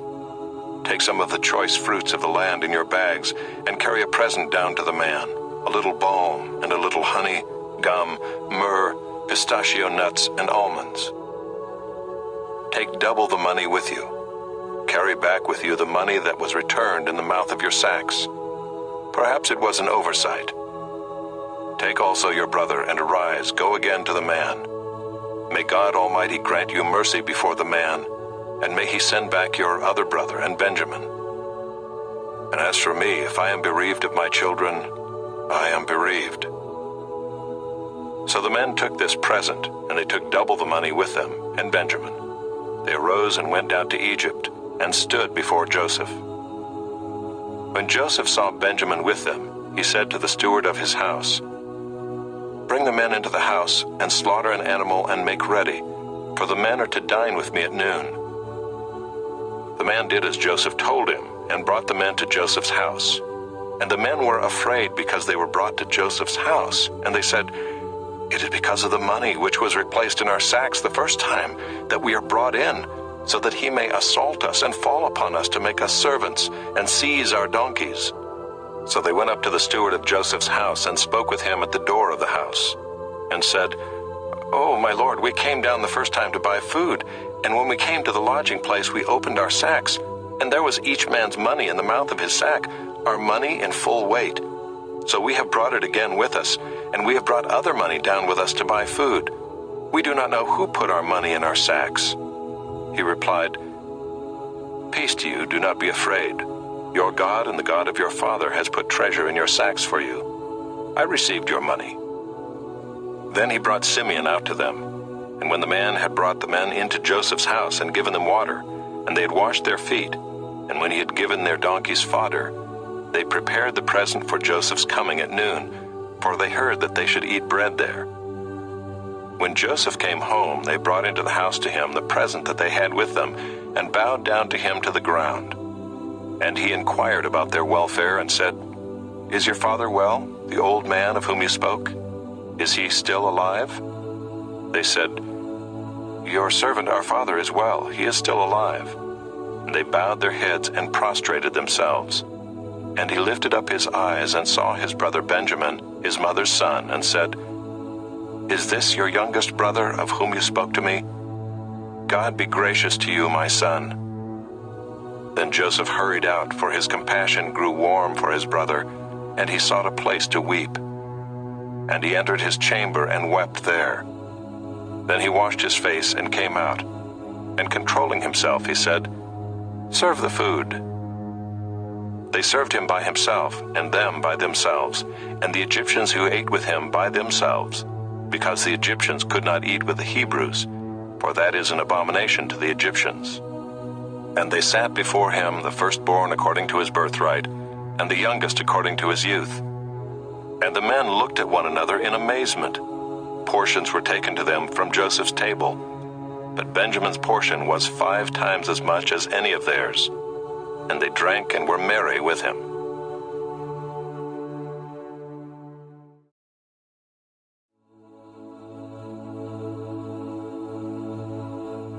Genesis, chapter 44.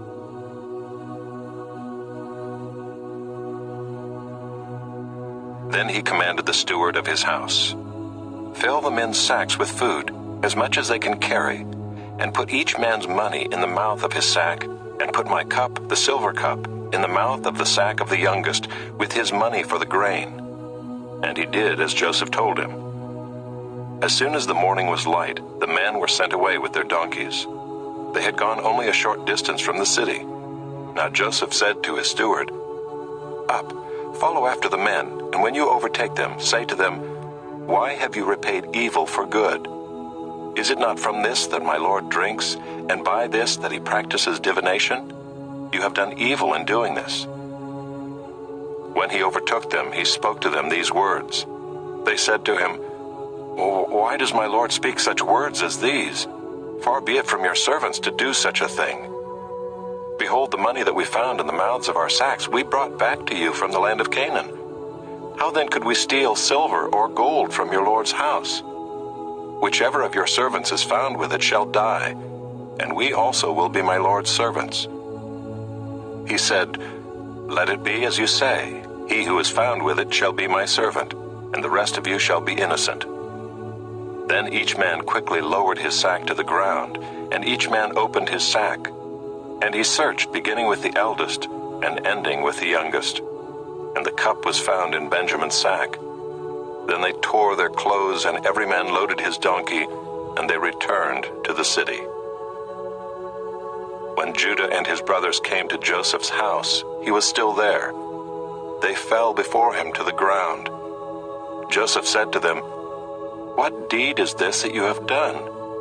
Do you not know that a man like me can indeed practice divination?" And Judah said, "What shall we say to my lord? What shall we speak? Or how can we clear ourselves? God has found out the guilt of your servants. Behold, we are my lord's servants, both we and he also in whose hand the cup has been found." But he said, "Far be it from me that I should do so. Only the man in whose hand the cup was found shall be my servant. But as for you, go up in peace to your father." Then Judah went up to him and said, "Oh, my lord, please let your servant speak a word in my lord's ears, and let not your anger burn against your servant. For you are like Pharaoh himself. My lord asked his servant, saying, 'Have you a father or a brother?' And we said to my lord, 'We have a father, an old man, and a young brother, the child of his old age. His brother is dead, and he alone is left of his mother's children, and his father loves him.' Then you said to your servants, 'Bring him down to me, that I may set my eyes on him.' We said to my lord, 'The boy cannot leave his father, for if he should leave his father would die.' Then you said to your servants, 'Unless your youngest brother comes down with you, you shall not see my face again.' When we went back to your servant my father, we told him the words of my lord.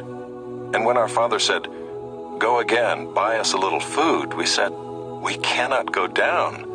If our youngest brother goes with us, then we will go down, for we cannot see the man's face unless our youngest brother is with us.' Then your servant my father said to us, 'You know that my wife bore me 2 sons. One left me, and I said, Surely he has been torn to pieces, and I have never seen him since. If you take this one also from me, and harm happens to him, you will bring down my gray hairs in evil to Sheol. Now therefore, as soon as I come to your servant my father, and the boy is not with us, then as his life is bound up in the boy's life, as soon as he sees that the boy is not with us, he will die, and your servants will bring down the gray hairs of your servant our father with sorrow to Sheol. For your servant became a pledge of safety for the boy to my father, saying, If I do not bring him back to you, then I shall bear the blame before my father all my life. Now therefore, please let your servant remain instead of the boy as a servant to my lord, and let the boy go back with his brothers. For how can I go back to my father if the boy is not with me? I fear to see the evil that would find my father."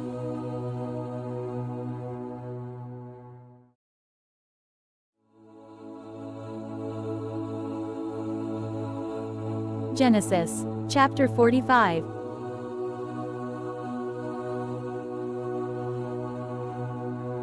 Then Joseph could not control himself before all those who stood by him.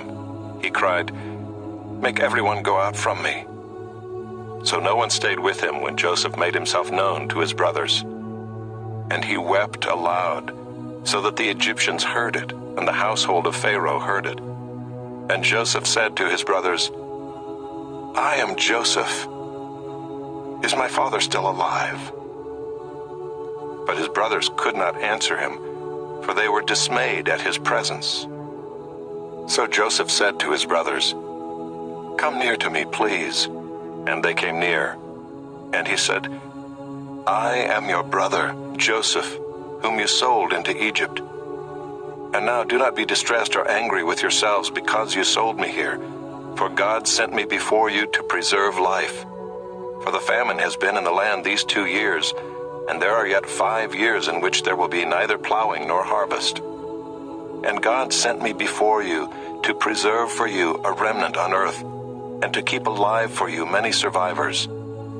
So it was not you who sent me here, but God.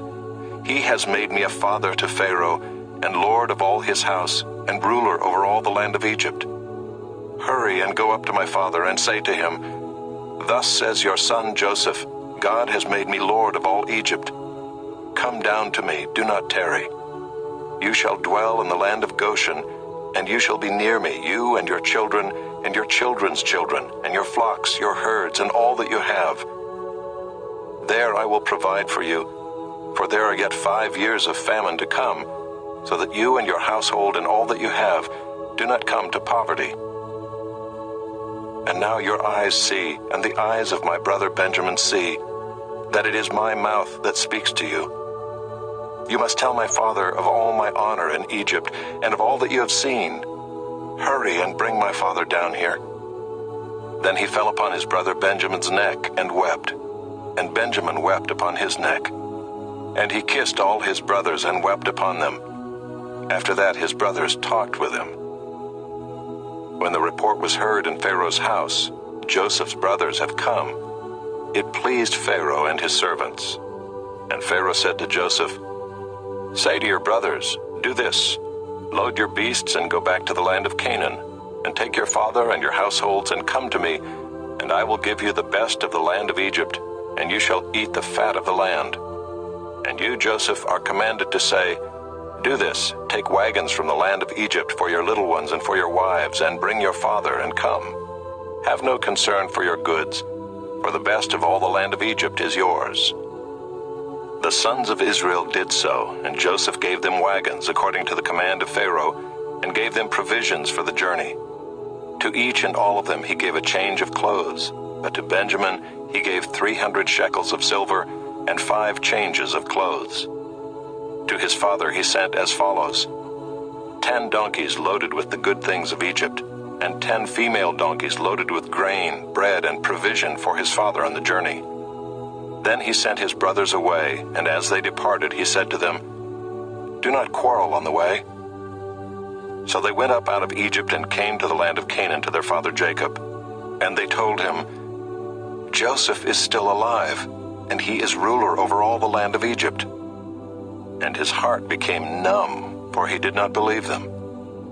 But when they told him all the words of Joseph which he had said to them, and when he saw the wagons that Joseph had sent to carry him, the spirit of their father Jacob revived. And Israel said, "It is enough. Joseph my son is still alive.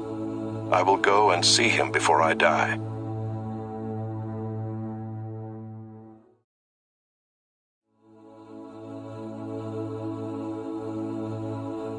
Genesis, chapter 46.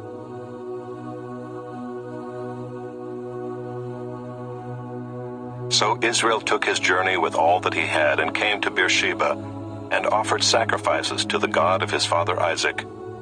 And God spoke to Israel in visions of the night and said, "Jacob, Jacob." And he said, "Here I am." Then he said, "I am God, the God of your father. Do not be afraid to go down to Egypt, for there I will make you into a great nation. I myself will go down with you to Egypt, and I will also bring you up again, and Joseph's hand shall close your eyes." Then Jacob set out from Beersheba. The sons of Israel carried Jacob their father, their little ones, and their wives in the wagons that Pharaoh had sent to carry him.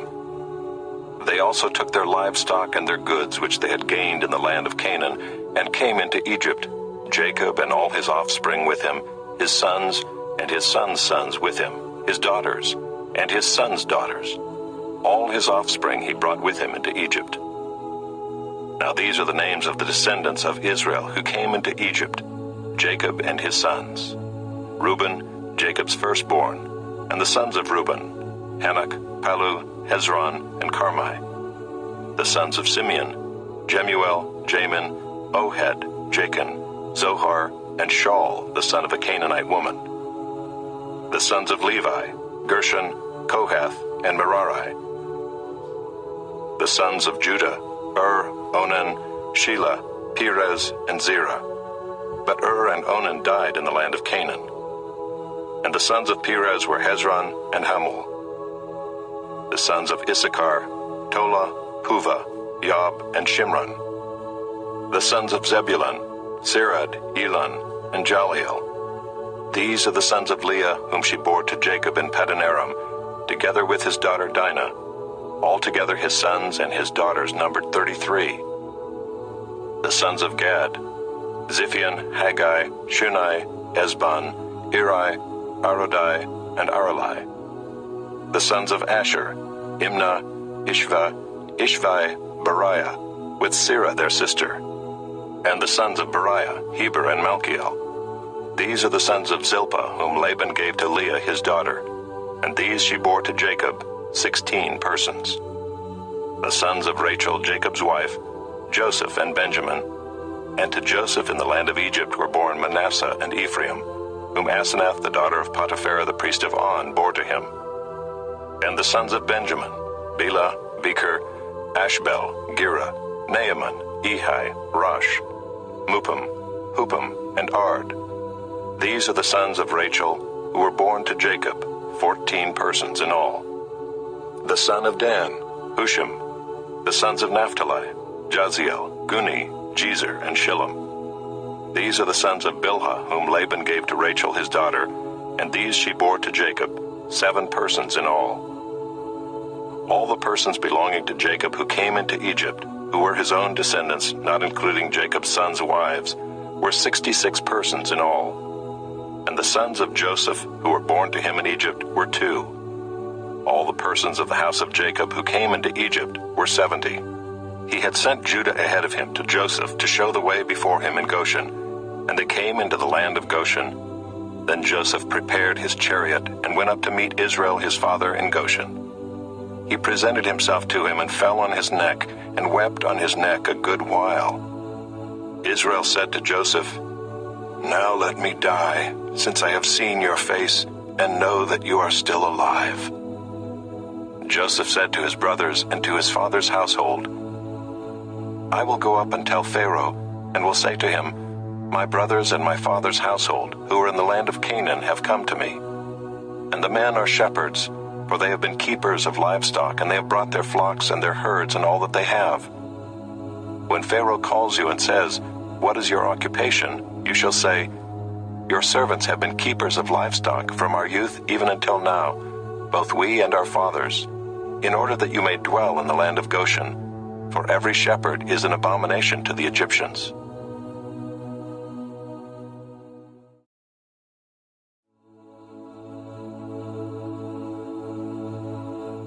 Genesis, chapter 47.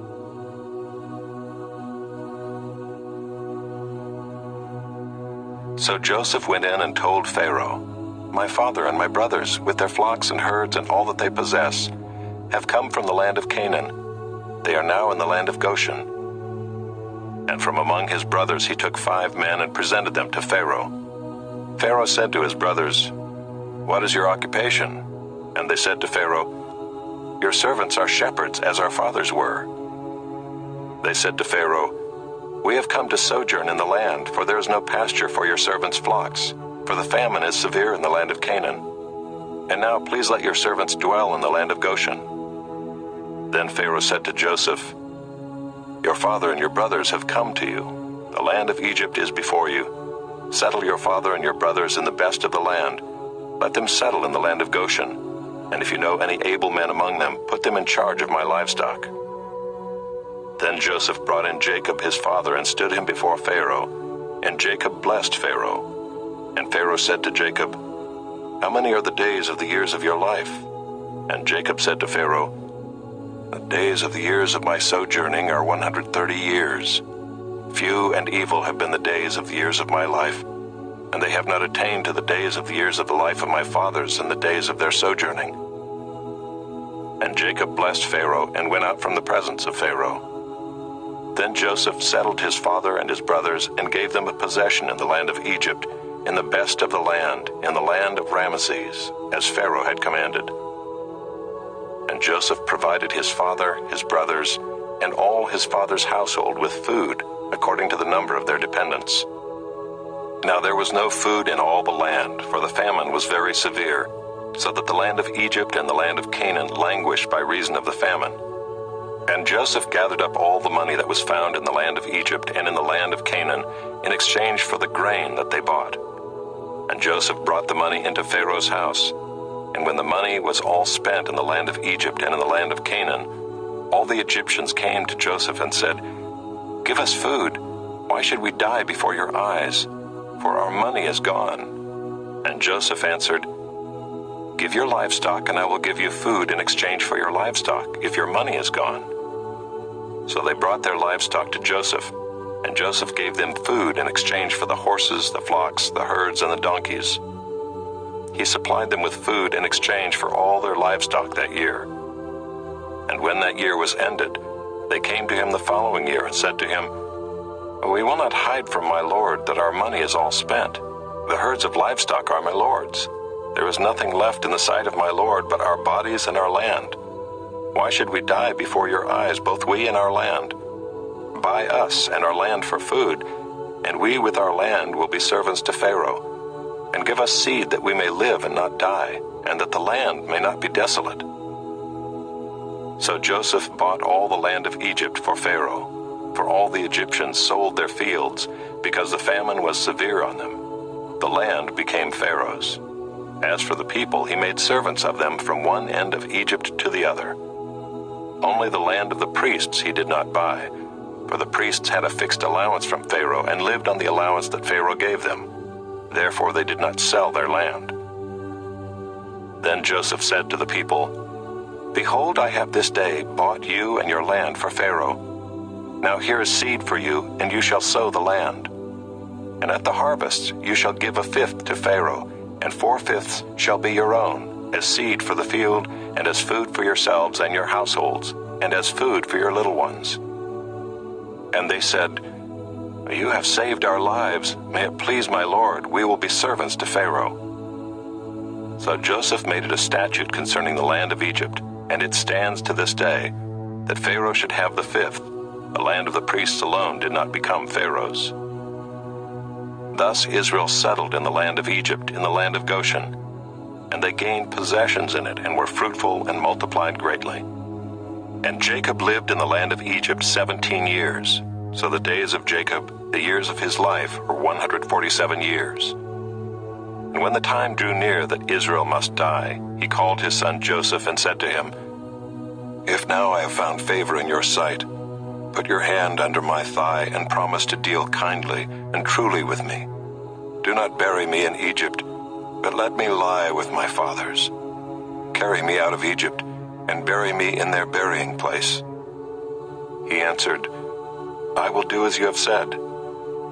And he said, "Swear to me." And he swore to him. Then Israel bowed himself upon the head of his bed.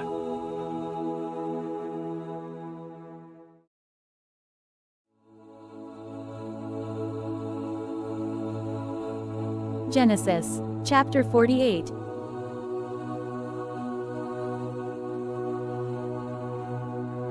After this Joseph was told, "Behold, your father is ill."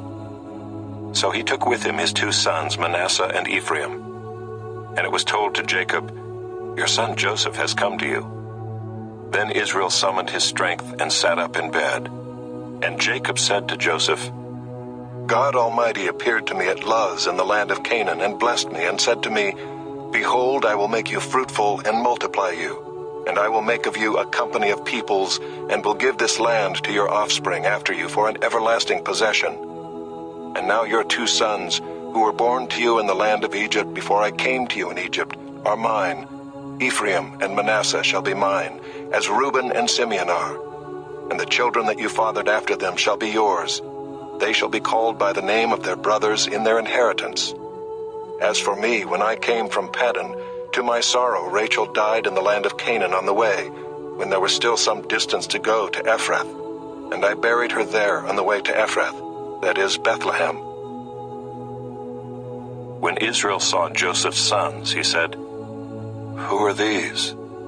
Joseph said to his father, "They are my sons, whom God has given me here." And he said, "Bring them to me, please, that I may bless them." Now the eyes of Israel were dim with age, so that he could not see. So Joseph brought them near him, and he kissed them and embraced them. And Israel said to Joseph, "I never expected to see your face, and behold, God has let me see your offspring also." Then Joseph removed them from his knees, and he bowed himself with his face to the earth. And Joseph took them both, Ephraim in his right hand toward Israel's left hand, and Manasseh in his left hand toward Israel's right hand, and brought them near him. And Israel stretched out his right hand and laid it on the head of Ephraim, who was the younger, and his left hand on the head of Manasseh, crossing his hands, for Manasseh was the firstborn. And he blessed Joseph and said, "The God before whom my fathers Abraham and Isaac walked, the God who has been my shepherd all my life long to this day, the angel who has redeemed me from all evil, bless the boys, and in them let my name be carried on, in the name of my fathers Abraham and Isaac, and let them grow into a multitude in the midst of the earth." When Joseph saw that his father laid his right hand on the head of Ephraim, it displeased him, and he took his father's hand to move it from Ephraim's head to Manasseh's head. And Joseph said to his father, "Not this way, my father, since this one is the firstborn. Put your right hand on his head." But his father refused and said, "I know, my son, I know. He also shall become a people, and he also shall be great. Nevertheless, his younger brother shall be greater than he, and his offspring shall become a multitude of nations." So he blessed them that day, saying, "By you Israel will pronounce blessing, saying, God make you as Ephraim and as Manasseh." Thus he put Ephraim before Manasseh. Then Israel said to Joseph, "Behold, I am about to die, but God will be with you and will bring you again to the land of your fathers. Moreover, I have given to you, rather than to your brothers, one mountain slope that I took from the hand of the Amorites with my sword and with my bow."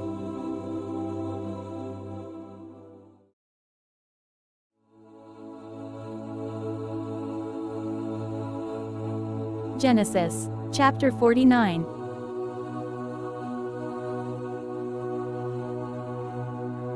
Then Jacob called his sons and said, "Gather yourselves together, that I may tell you what shall happen to you in days to come.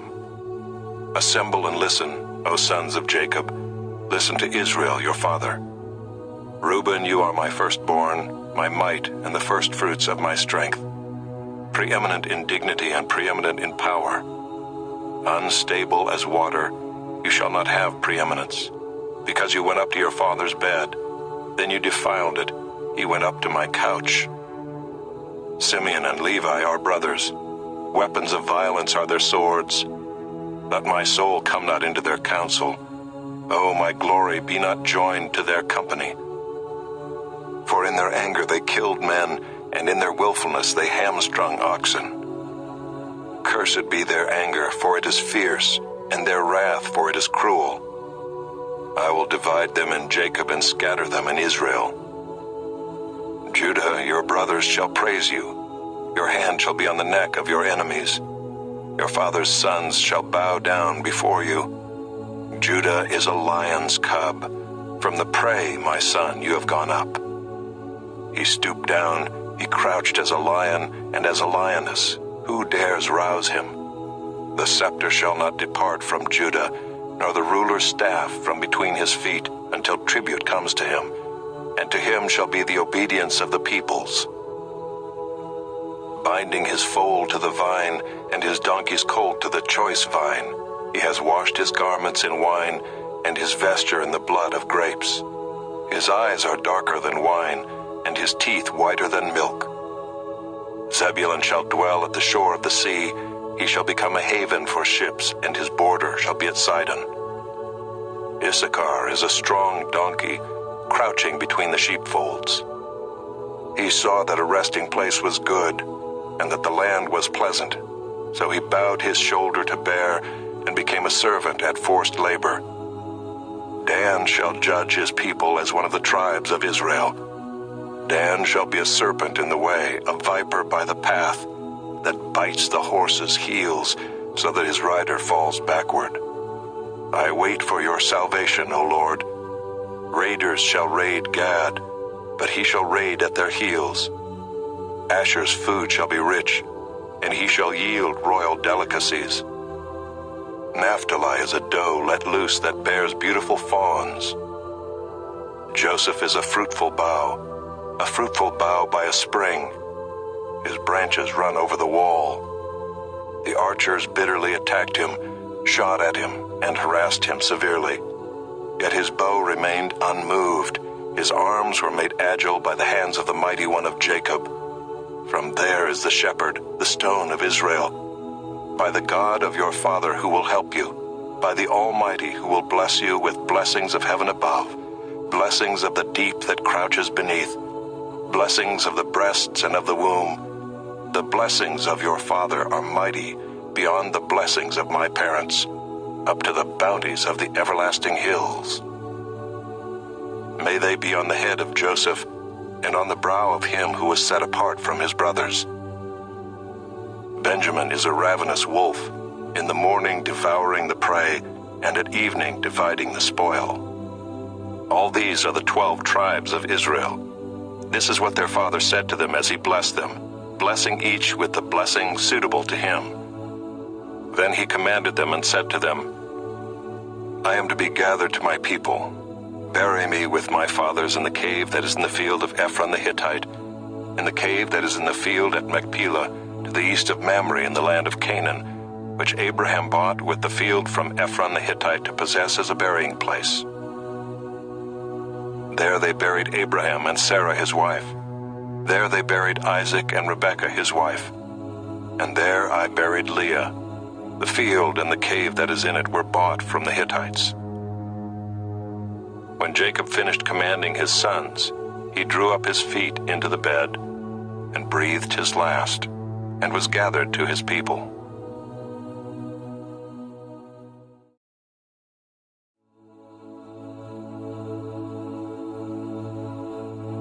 Genesis, chapter 50.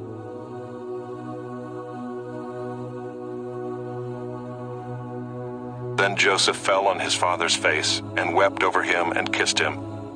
And Joseph commanded his servants, the physicians, to embalm his father. So the physicians embalmed Israel. 40 days were required for it, for that is how many are required for embalming. And the Egyptians wept for him 70 days. And when the days of weeping for him were past, Joseph spoke to the household of Pharaoh, saying, If now I have found favor in your eyes, please speak in the ears of Pharaoh, saying, My father made me swear, saying, I am about to die. In my tomb that I hewed out for myself in the land of Canaan, there shall you bury me.